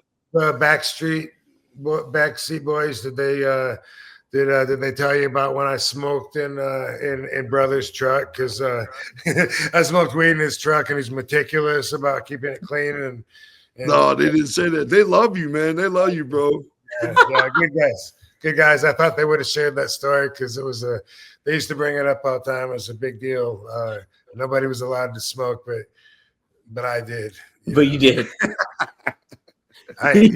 I'm always the exception. You got it in there. I'm sorry, what were you saying? Oh, go ahead. No. I was just gonna say we got at the gathering this year, we're gonna be doing JCW versus GCW, 2-day war. You know, and I'm really excited about that because the way I want to do it is this. So the ring's in the center, right? And right down the side of the ring, like from one turnbuckle across to the other, right diagonally, half the apron is going to say GCW, the other half is going to say JCW, right? Yeah. Above the ring is going to be a digital scoreboard, straight up. It's going to say JCW, have a line and then a 0, and then across it, versus across will be GCW, a line and then a 0. And whoever wins the first match, it just go 1. You know what I'm saying? Yeah. It'll be 9 matches. There has to be a winner. You know what I'm saying? Yeah. And I want to have 2 entrances. Their entrance on this side and our entrance on this side. You know what I'm saying? Oh, yeah. And the first match uses their ring announcer and our referee. The next match uses their referee and our ring announcer. See what I'm saying? And we switch back and forth like that. So everything is 50-50 and even, you know, the playing field. And 2-day war. You know what I'm saying? When is that? That's August, I believe, 13th, 14th, 15th, and 16th. Wow, that sounds like in Thornville, Ohio. Yeah. In other words, a year from there. Yeah. We're going to war. And the day before that, we also have a lunacy taping that we're doing the night before the gathering opens. There's so many juggalos out there looking for shit to do, and they're partying in the street and everything. There's this bar down the street, and we have a free JCW show there, you know. And so all these kids come and watch that. And we're going to film it this year for another episode of Lunacy. You know what I mean? Yeah, fucking right. That's awesome, man. Yeah, it's going to be cool. It's going to be cool to show the inside of the gathering on those Lunacy episodes, because it's so much different. You know what I mean? Than how it looks on everything we've released so far. You know what I mean? Yeah, yeah. Man, that's fantastic. Man, you guys are the shit for letting me come on here and explain what we're doing and shit, man. That means a lot. You know what I mean? I appreciate it, man. We're working hard, and I'm proud of everything we're doing, man. You know, and it's cool to be able to talk about it. I appreciate you guys giving me the opportunity. You know what I'm saying? Yeah, 100%. And you're doing great work. It's like I said, it stands out in today's wide realm of wrestling, where there's like so much availability, accessibility to watch stuff. It's like JCW got its own look.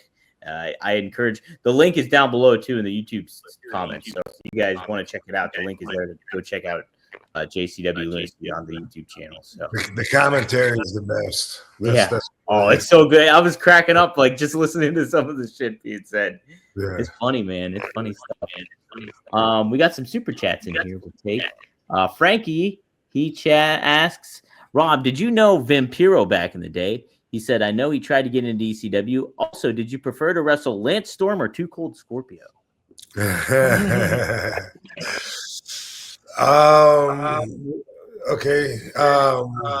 Vampiro. I've crossed paths with him, but didn't know him well. Knew the other guy more, the guy that became the wore the mask, and him and Tom Nash and David Heath. They were Gangrel, right? Yes. Yeah. Knew him, Mark, about several tours with him and overseas in Europe and damn, trying to think of but yeah, that's not even my story to tell, so I guess I won't do that. I have a good Vampiro story. When he was I guess dating Willis, what's the Maluna Vachon, right? Oh, yeah. Didn't marry her? I think they dated. I don't know if they married. They might have been married. That's a good question. Anyway. the other guy.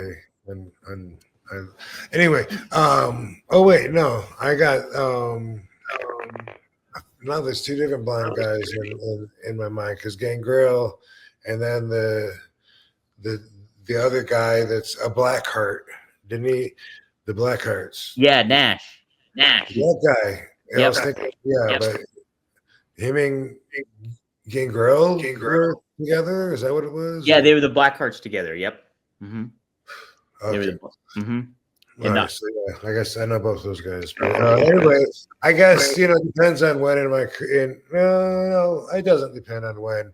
I would nothing against Lance Storm, but if I got to pick, I would rather wrestle Scorpio just because I know we'd be like burning a doobie in the parking lot before the match, getting ready, and I like to do that, and so does Scorpio.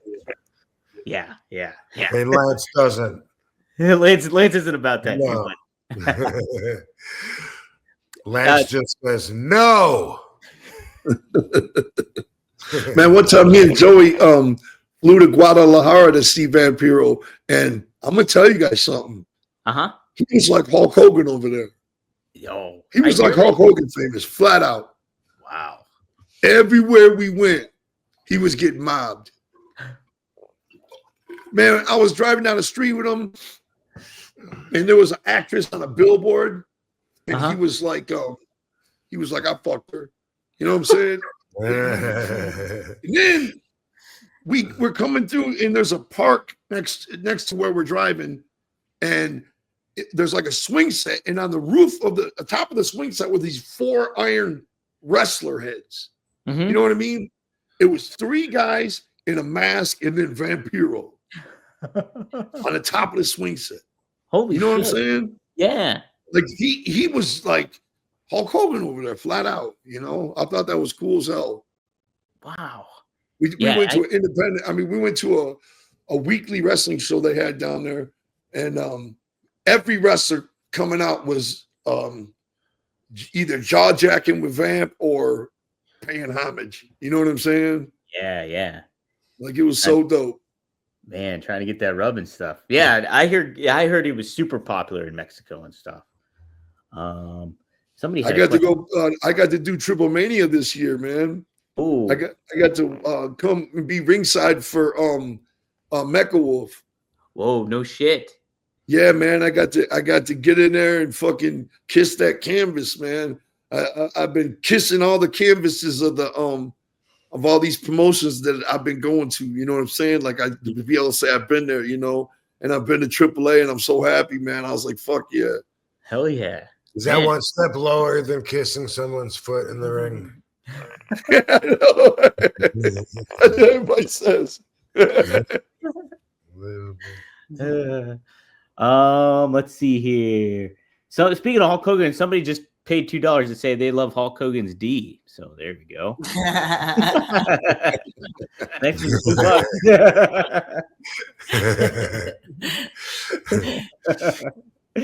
$2. Somebody, Jay wants to know. Ask Joe if he hates the cheese balls at gatherings. JCW is worse than water bottles being thrown. You hate cheese balls. Do people throw cheese balls, Joe? You know, I'm not familiar with this cheese ball thing they're talking about, but throwing things I most definitely am familiar with. You know what I'm saying? Yeah. And at the gathering, you know, they don't really throw things at the ring no more, because when they do, everybody chants, "Don't throw shit, don't throw shit," you know, because it gets the ring all wet and shit. You know what I mean? And it makes the match like it ain't gonna be as good. You know what I'm saying? The ropes are all wet and shit. So, so they kind of don't throw it at them, but at the concerts, there's constantly shit flying up, you know, and literally, we had Ric Flair one year hosting the stage, and he introduced maybe three bands. There's 7 all together. He introduced maybe when he went out there his 3rd time, somebody threw a fucking big ass pop. It didn't hit him, but it came close. He was like, he saw that shit. He was like, "Thank you very much." He just put the microphone on. You know what I mean? And we were just like, thank you for coming. You know, we didn't try to stop him or nothing, you know. But he saw that shit flying. It was getting too close to him. You know what I mean? Yeah, they throw shit, but they're not throwing shit at you. You know what I'm saying? Yeah, Like there's some rappers, they don't understand it. They'll be like, hold on.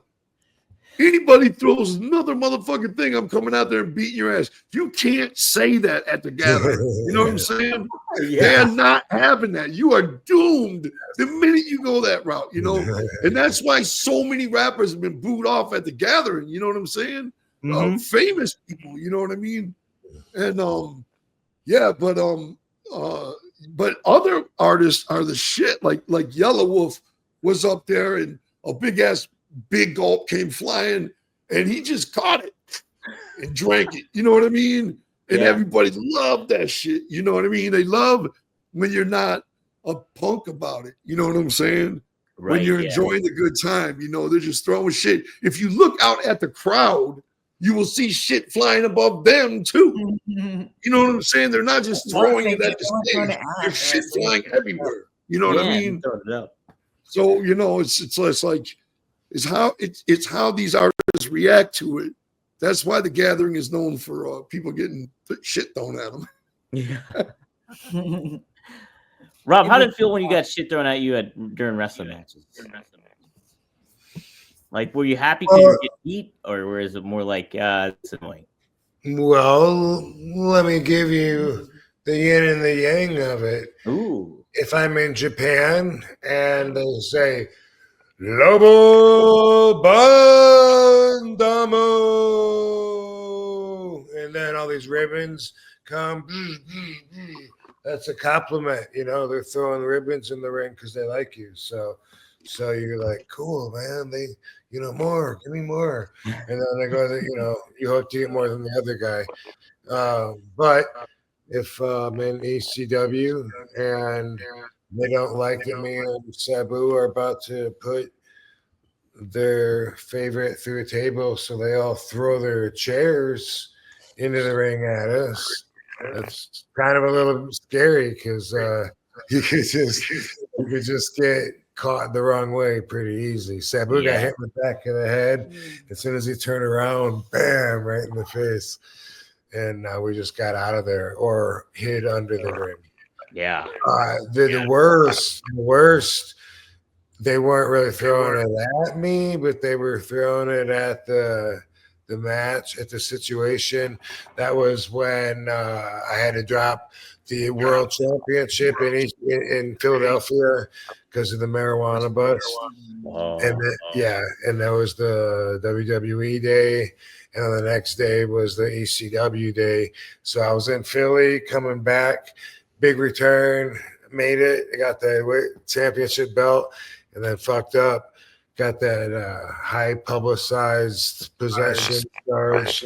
And then, you know, after like Big Show pinned me and Paul did the 1, 2, 3, man, like what I started getting wet because like they were throwing drinks and shit.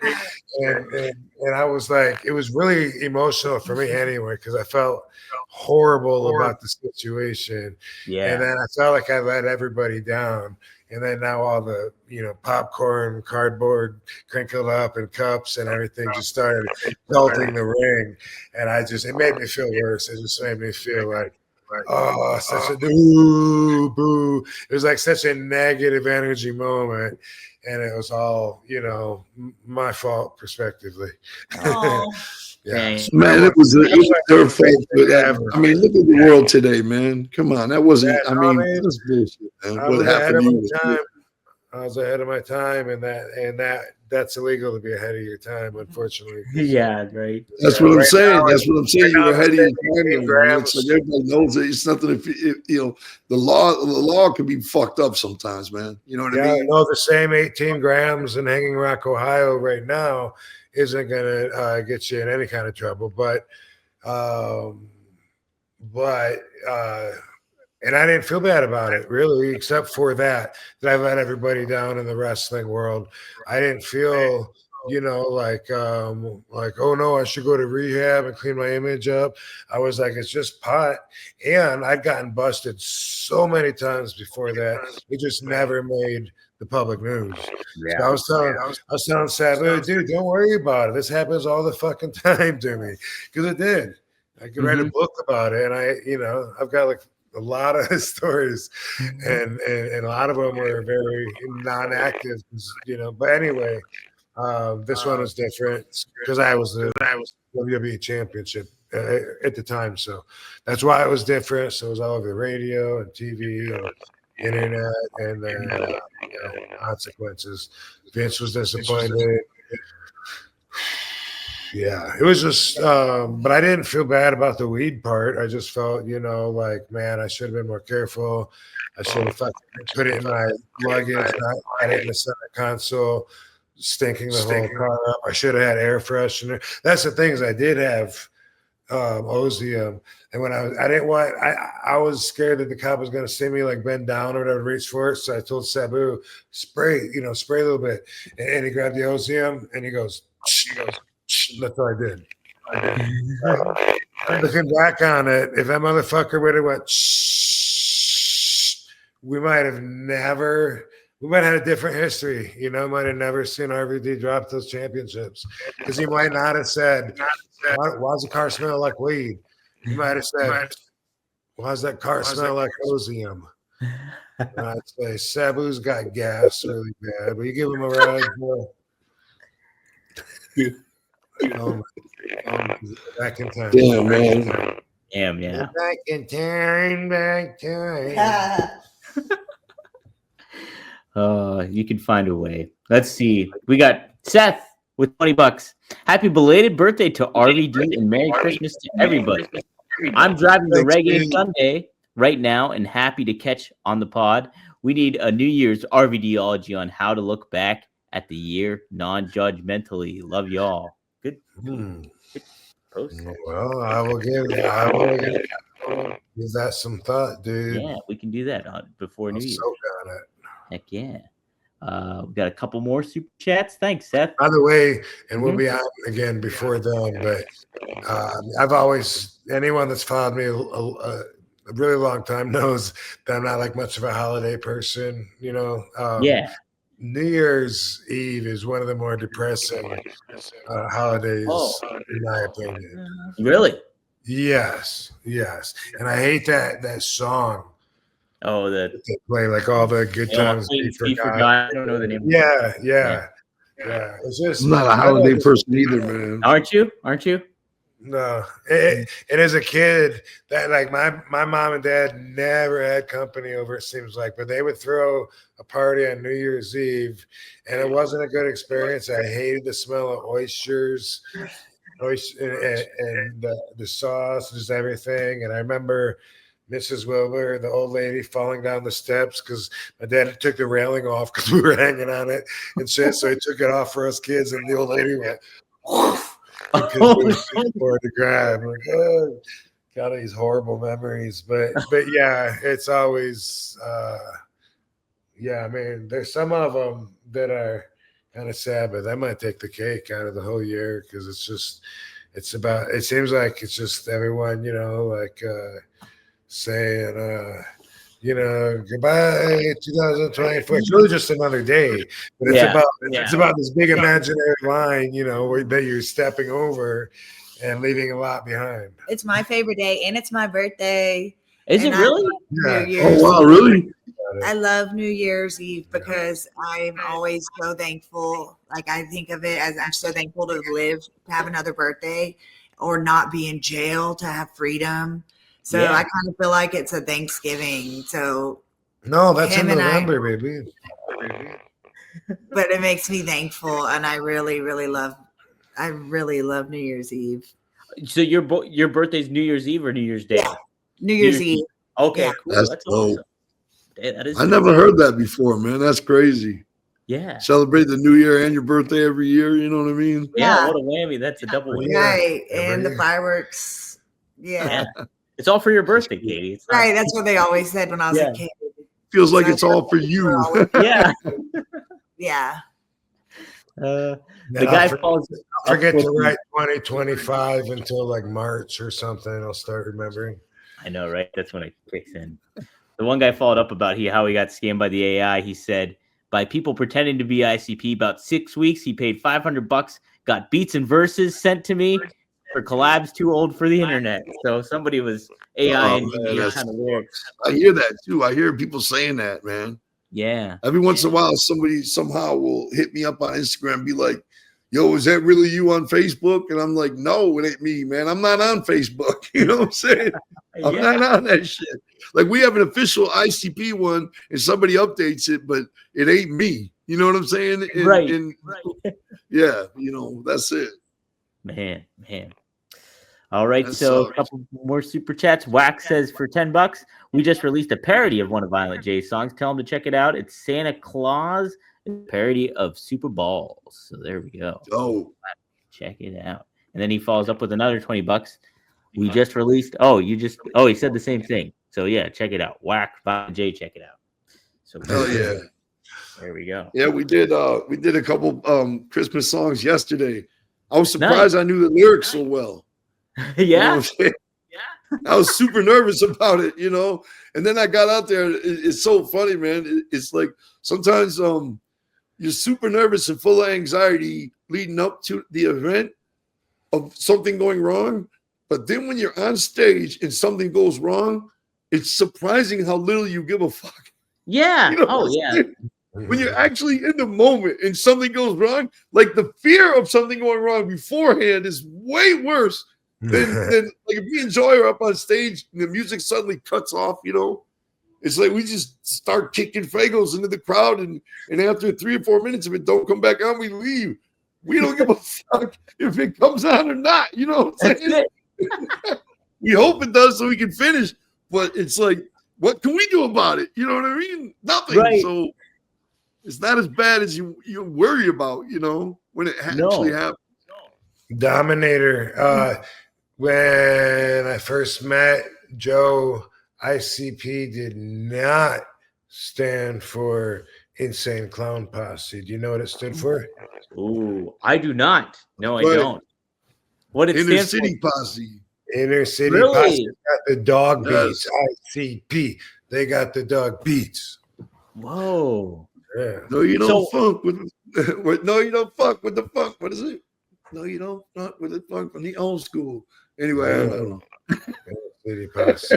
So Jay, No, how you did don't it go fuck- to Insane I Clown can't Posse? do it. How did it go there? What prompted all that?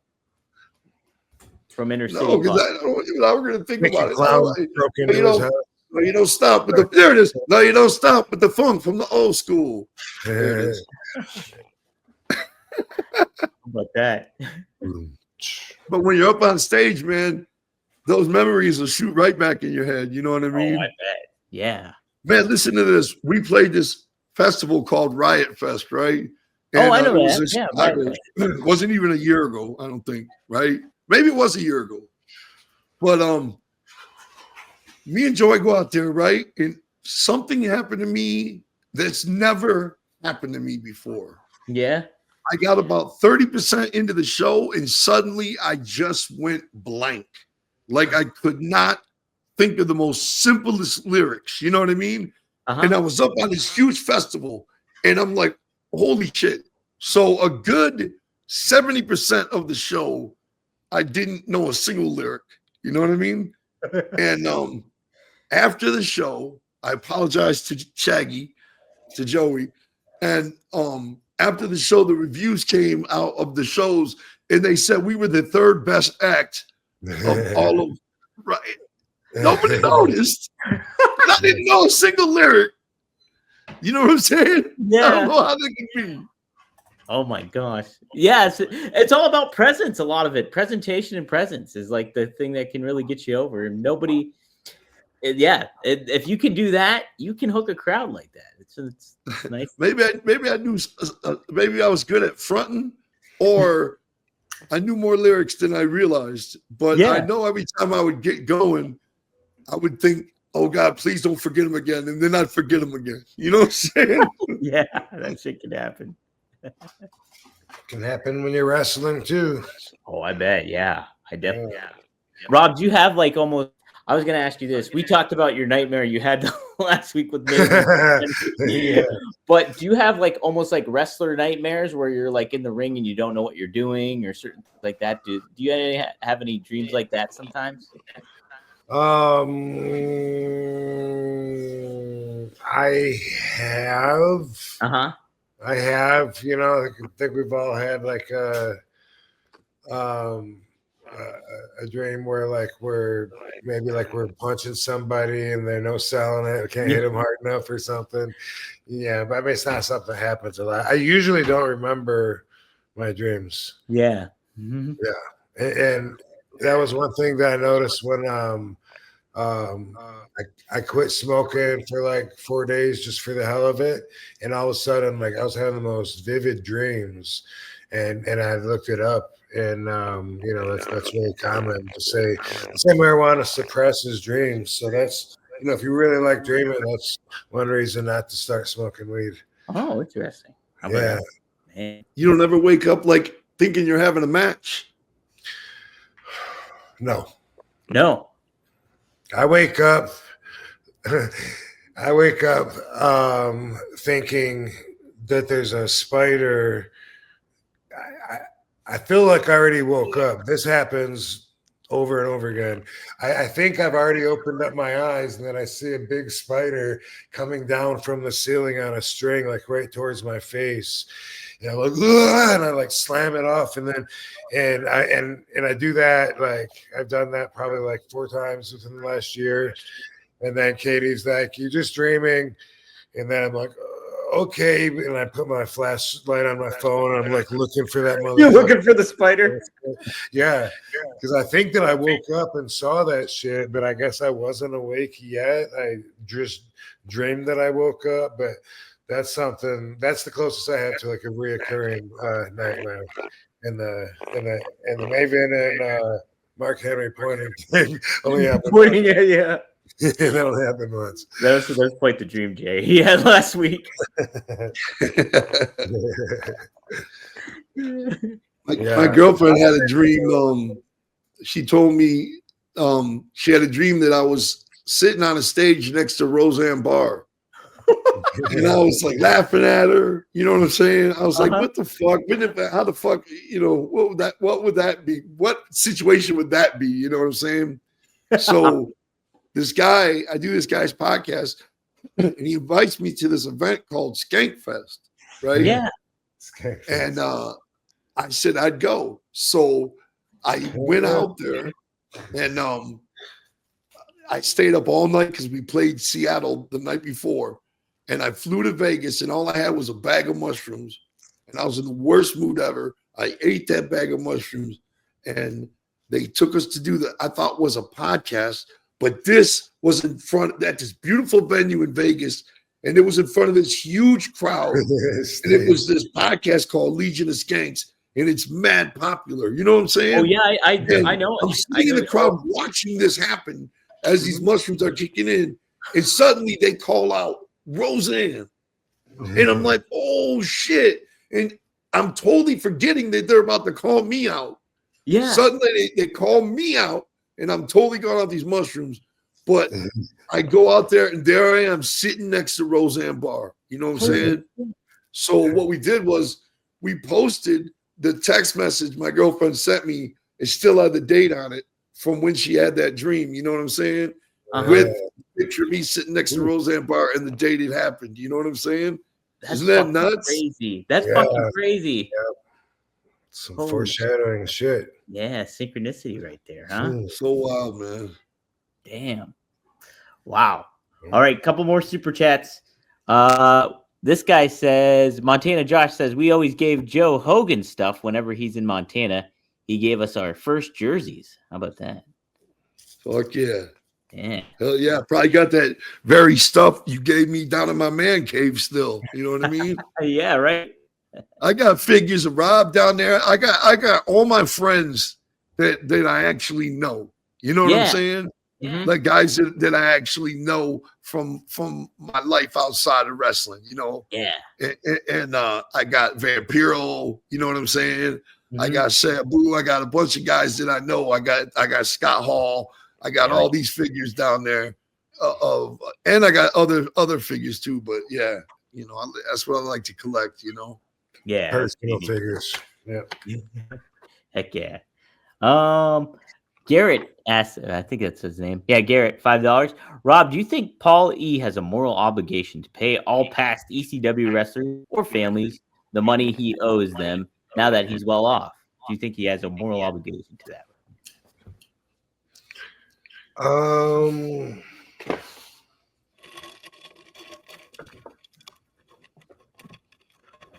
Sure seems like he can do it.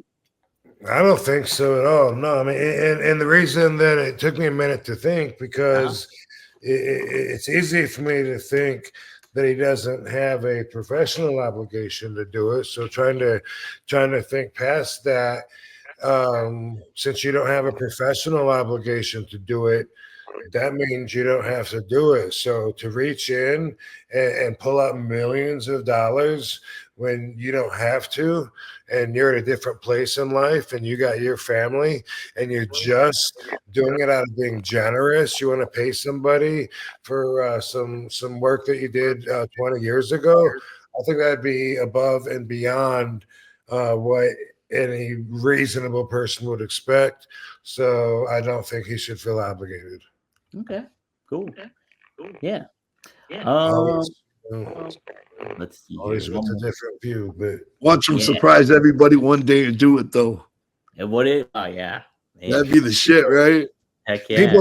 People don't understand though, like that when you make more money, your living expenses usually cost more. You know what I mean? Like I remember when I had a $400 apartment in Augusta, Georgia, filled with cockroaches, and since my rent was $400, I remember when I was in WCW, and these guys were making like $800 a week. Like supposedly Chris Benoit.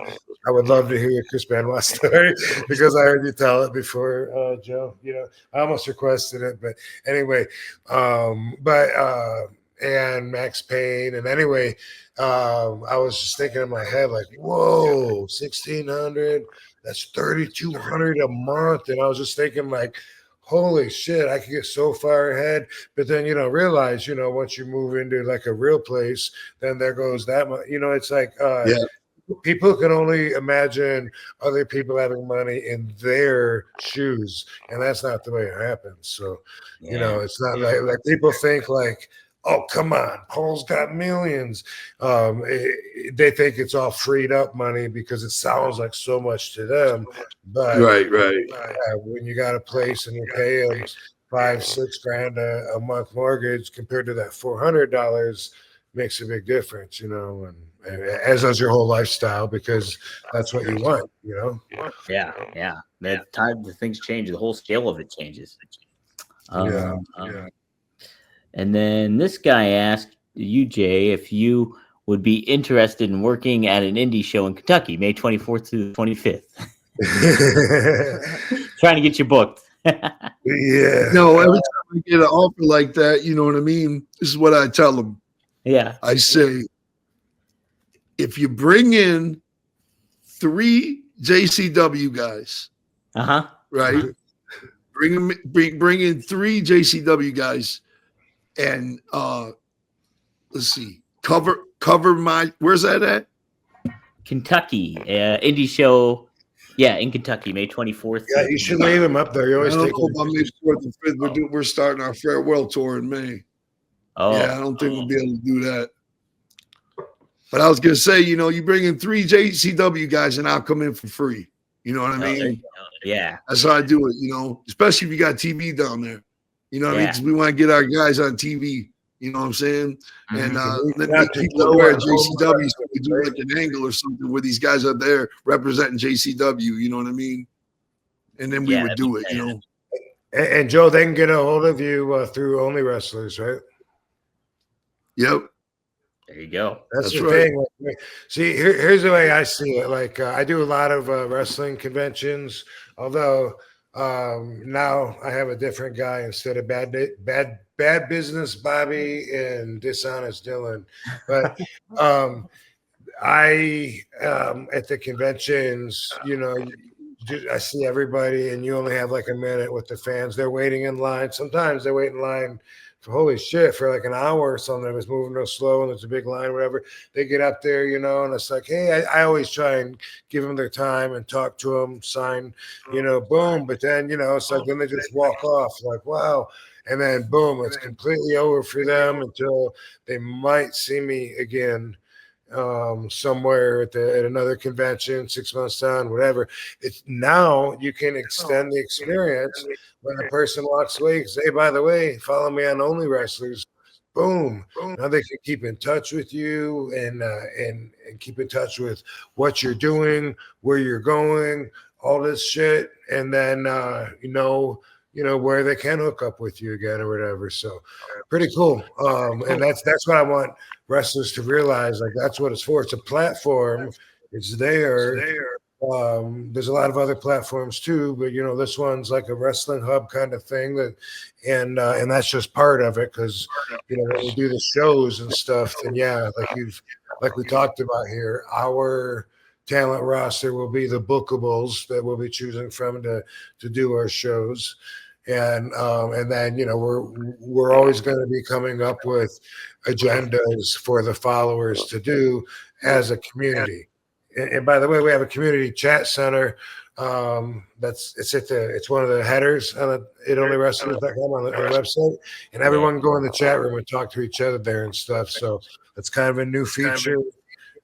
Something really cool. Katie and I did a live chat on there. That was fun to launch it.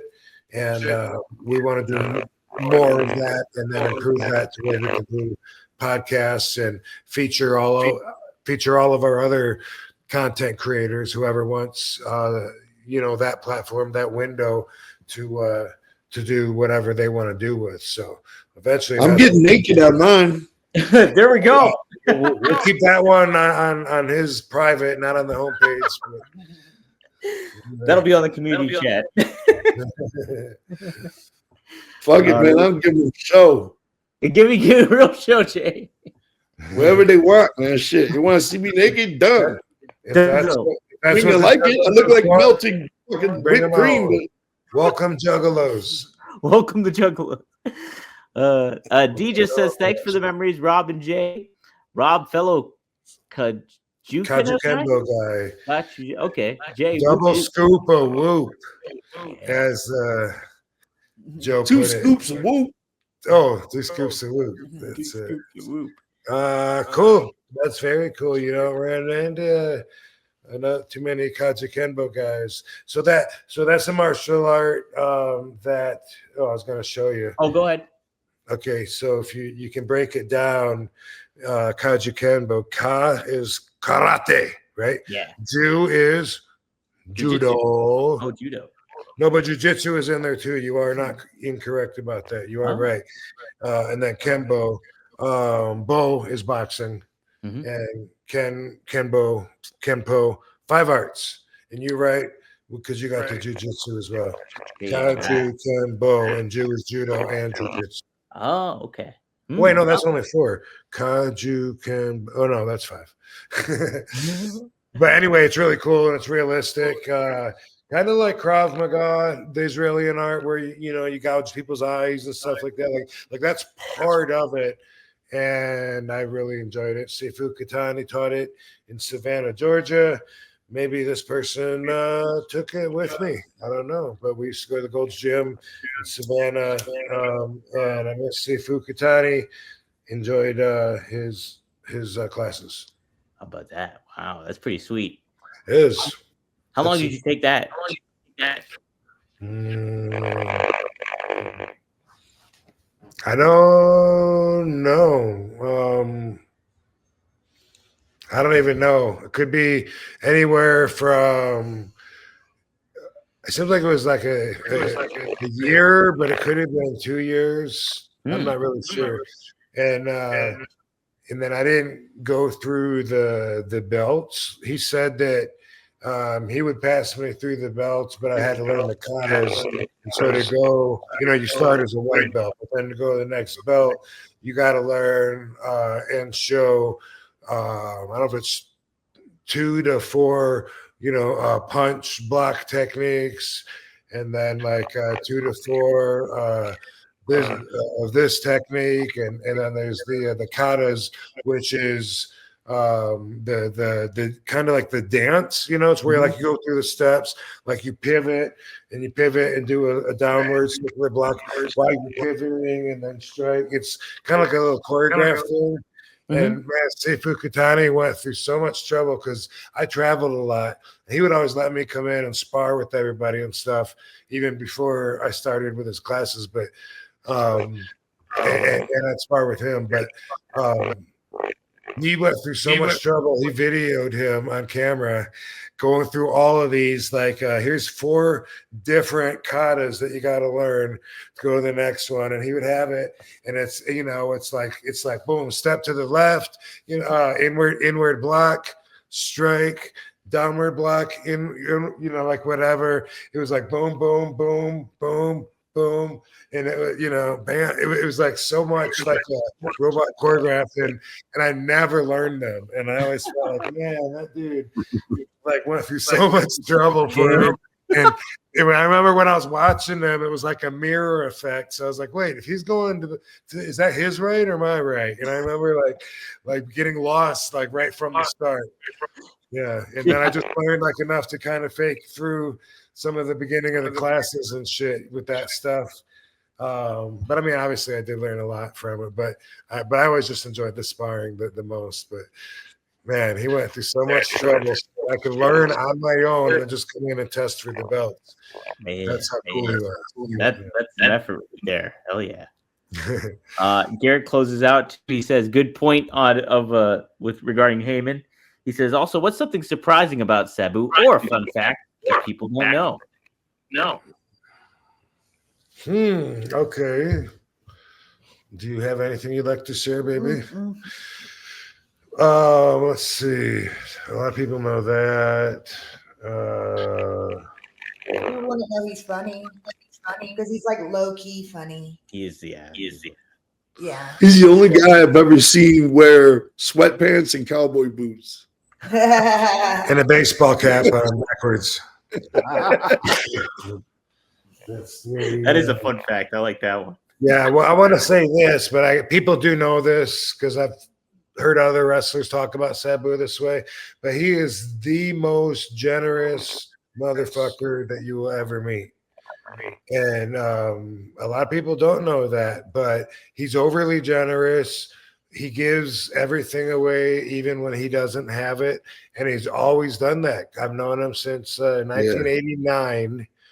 I remember the first time we were at a gas station and we had just gotten paid like $20 a piece for this crappy little match. And he gave the guy at the gas station $10. And we were like, dude, why did you do that? And he's, that's all like you got to eat. And that's all we got. And he goes, but he didn't have anything. Wow. And that's the way that he sees it and always has said. He always thought the life would just get him back. But he has been overly generous with tens, if not hundreds of thousands of dollars. And it was a lot to go along for that ride for his Japanese wife. He told me, here's something that maybe people might not know. Probably not too many people. So one time, I showed up into town. We all come into town, and then we're gonna go from the airport to the show, and we're all at the car rental place at the same time, at Avis or wherever it was. And I was by myself, and then Sabu was with Sandman and Test, and Shelly Martinez was there with someone I don't know who. Anyway, Sabu decided he's going to ride with me. But he said that he would pay for test in Sandman's car because he was supposed to go with them, and I guess him pay for it or something. Somehow Shelly put it on her card, and Sabu just said, "I'll pay you back, and I'll pay you if anything happens to it." And then me and Sabu left, and we're heading towards the town, and all of a sudden, like, it's so foggy you cannot see in front of you at all. His phone rings. He's like, "What? Oh my God!" He goes, "Hey man, and Tess just got in an accident." And I said, "Dude, they're ribbing you, bro." And he goes, "What? You think so?" I go, "Look how foggy it is outside. Of course they're gonna rib you. Because you said you would pay for it." And oh, okay, God damn, all right. And then boom, it rings again. But I don't think they're ribbing. They have to be, dude. Pretty soon we pulled up on the crash site. They weren't ribbing.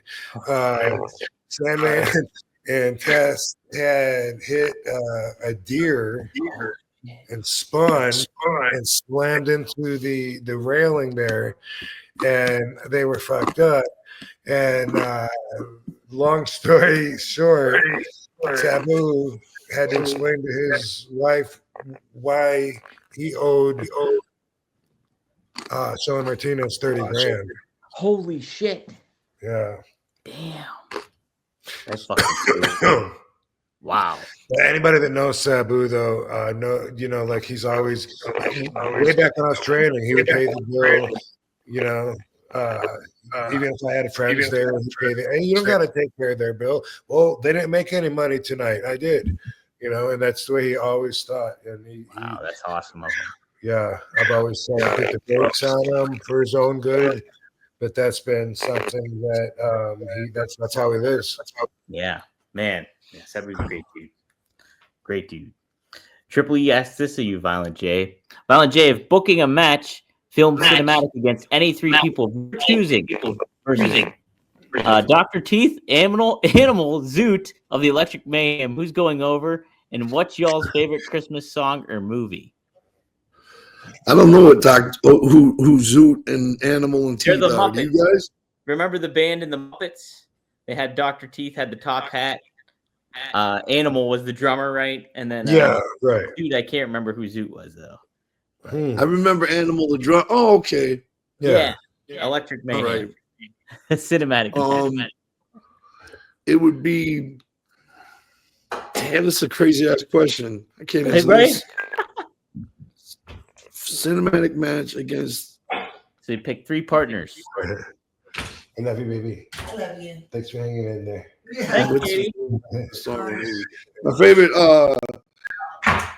Christmas movie is Scrooge with Bill Murray.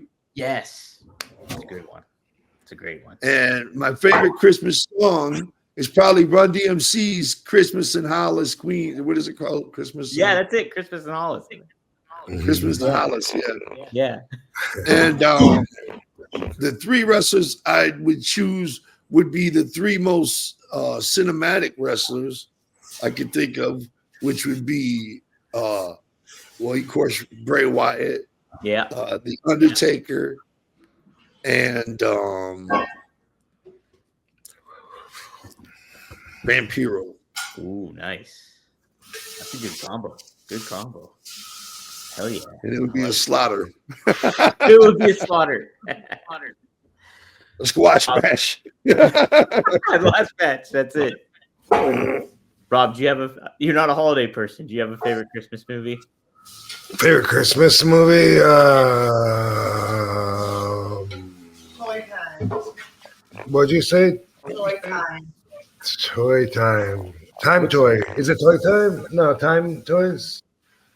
The one that I was in. No, that wasn't a Christmas movie anyway, Time Toys. I was in one called A Second Chance. Yeah. But is Modern Problems a Christmas movie? I like that one. I don't know that one. I don't Chase. I'm not thinking of when I was a kid. No, I guess I don't probably have a favorite holiday. I don't think I have a favorite Christmas movie. Yeah. Hey, but Violent J, Can you share the story real quick about Chris Benoit and you pounding on the door when he's trying to record, about to do an interview? Tell that story? Yeah. Sure. Okay. When we were in WCW, they used to have a booth in the back area of the arenas, right? Those backstage areas were big, and they had a booth built backstage. At Peachtree, right? Inside the booth, it looked like a locker room, and there was a TV cameras everywhere, and that's where Mean Gene would do promos inside this booth, right? It was sitting backstage at the arena. My voice is all gone, and probably from the show last night. So what happened is there's a red light on the outside of the booth when somebody's in there recording. You know what I mean? So somebody at WCW told us, you guys got promos at 9:30 or whatever at the booth, So we get to the booth and the red light is on. It was me, Shaggy, and Vampiro, and the red light was on. And I don't know how Joey knew Vamp was going to do this, but I didn't know. Vamp all of a sudden banged down the door, bang, bang, bang, bang, bang, even though the red light was on, right? And him and Joey ran. And I was just standing there right at the door. And it opened up and it was Chris Benoit, man. And he was like, stuck his neck out and his face was right near mine. And he was like, what the fuck are you doing, clown? He had all the veins in his neck and shit. He was like, you don't see the red light? And I was like, I couldn't do anything but Vamp out. I was like, Vampiro banged on the fucking door and they ran off, man. You know what I'm saying? What the fuck? That's all I could do. You know what I'm saying? I was scared to death. Another time, the same exact thing happened in a different way. Goldberg was shooting a vignette, coming down the hallway screaming for Sid Vicious. This is in WCW also. And they're walking with the cameras backward while Goldberg's walking at the camera, screaming, Sid, Sid. So the cameraman gets right up to where I'm at. We're in the doorway watching him go by. You know what I mean? We're in like one of the locker rooms watching him go by. And as soon as the cameraman gets right up, and it's right between Goldberg and the cameraman, Vampiro shoves me from behind. And I go flying into both of them, Vampiro and the cameraman. You know what I mean? And I was terrified. You know what I'm saying? And I did the same fucking thing. I was like, fucking Vampiro, fucking shut me out here. The motherfucker, I'm sorry, And so I was so scared. And later that day, we had a fucking little skit to do with Goldberg where he was going to throw me into some barrels or something, right? So Goldberg's still looking for Sid. And when he grabbed me to throw me in those barrels, I had my Diamond Hatchet Man charm on, right? Man, when I went flying into the barrels, I looked at the Hatchet Man. It was all folded up. the little running man, it was all folded up and all the diamonds were popped out of it and shit. That shit, he just grabbed it and crumbled it in his fucking fist and threw me. You know what I'm saying? Wild, man. Damn. Awesome. I got another funny story about Goldberg, man. In WCW. One time we were sitting in the arena before the show opens, and there's just a couple wrestlers standing around, nobody in the arena, just the workers and everything. And Goldberg is standing ringside on this side of the guardrail, and he's got his sweatpants on, right? And he's got his hands cupping his balls. You know what I'm saying? They're in his pants, cupping his balls, which is something many men do. You know what I'm saying? So Evan Courageous comes walking up to Goldberg. Me and Joy are sitting there and we're watching all this. And Evan Courageous comes walking up to Goldberg and he goes to say something and he puts his hand out to give him a dap, So Goldberg removes his hand from his balls and goes to give him the dap. You know what I'm saying? And Evan Courageous ghosts him like, whoa, man, no, that was on your balls. You know what I'm saying? Listen, Goldberg snatched that kid by the neck. Oh, man. Snatched that kid by the neck. And I'm telling you right now, choke slammed him over the guardrail. Oh, my God. Lifted him up by the neck over the guardrail, slammed him on the floor. Oh. And Evan Courageous went. He hit the ground, bang. It did like a backward somersault on the mat or whatever. And he fucking ran. you know. Yeah. And he came and sat by me. And Joe, he was like, "Did you fucking see what just happened?" We were like, "Yeah, I saw that." You know what I'm saying? He was like, "What the fuck? Is my neck red?" We're like, Oh yeah. and he was like, "If I sue, will you testify in court?" We were like, "Fuck no." We were like, nah. Should have just dabbed him even though he touched his balls. It's so funny, man. I never hear about that. I always tell that story when I get a chance. And as much as I see about fights and shit back in the day, like they tell the same stories over and over. You know what I mean? On the shit I watch, and nobody ever tells that story. Man. It was, I guess not enough people saw it happen or something. You know what I'm saying? Right. But man, that was the shit, man. Holy shit, man. Such a cool thing to see. Yeah. I would have never expected that. Evan Courageous and Goldberg. And over balls and a handshake. Jeez. Goldberg just wasn't in the mood that day, man. No, Holy man. shit. Jeez, I'd say not. Holy crap. Well, Jay, okay. So we have almost 8,000 people tuning in. But what do you want to plug regarding JCW and everything, lunacy, everything?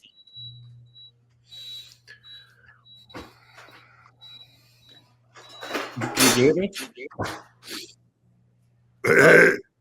He's giving you a silent treatment. He's pleading the fifth. He's pleading the fifth.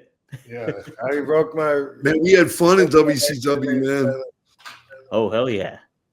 But, Jay, can you hear me okay? Yeah. Okay. Sometimes it's cutting in and out, though. Yeah, cutting in. Okay. So I would just say, though, we almost have 8,000 people tuning in. I just wanted to get you to plug anything you want with JCW Lunacy. Or, okay. Yeah. Yeah, man. Check it out. Give us a shout. Give us a chance, man. We want to earn your respect. Check out JCW Lunacy on YouTube. You know what I mean? There's 8 episodes. And then after that, if you put in JCW Lunacy Live, there's like another 14 episodes. Or if you got the Triller app, you can see our pay-per-views on Triller, you know? Yeah. But check us out. Give us a shot, man. That'd be the shit. And you might like something, what you see. You know what I mean? Yeah, it's awesome. It's good shit. Also follow Violent J on Only Wrestlers and follow JCW on Only Wrestlers. Hell yeah, do that. That's right. Give that a shot, man. You might like what you see there too. No doubt. Get the whole immersive experience of it all. Check it out on YouTube and check it out on Only Wrestlers. You can't beat it. Yeah. And you can check out the live, like you were saying too. There's a live tab you can go to, and there's a bunch of live shows I saw that were available too. So it's only getting bigger and bigger. It's expanding like fucking Netflix did and Amazon. Yeah. Oh yeah. Rob, anything else you want to get out too before we close on out too? I don't think so, dude. Yeah. Katie, you want to plug anything? Yeah, y'all can follow me on Instagram at Katie Forbes, the number 4 real. Katie Forbes 4 real. And on X, you can follow me, the Katie Forbes. And I'm on Only Wrestlers. Heck yeah, do that to it. Do it to it. All right. This has been a fun Christmas episode. Thanks for everybody. Yeah, appreciate everybody. Merry Christmas. Merry Christmas. Ho, ho, ho. Merry Christmas, everybody. Hell yeah. And Jay, thanks for joining us for this time and everything, and being so generous with this time too. Yeah. Hey, I think I gave you a German suplex and hurt your neck in the barn in 1990 when you were working out in the barn. Damn. And then you went home.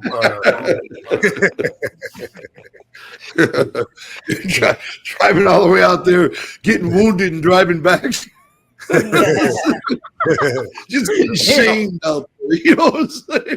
Hey, but everybody that would come to the Sheik's, come to his ring and work out, that wasn't me or Sabu or Judge Dredd or Dango, they would always just come like once, and then like Malcolm would come, and he had another guy with him, and that guy would come, like we'd see him once every like month or so. He'd do a workout, and But then even you, like you came, I think a couple times, or Yeah.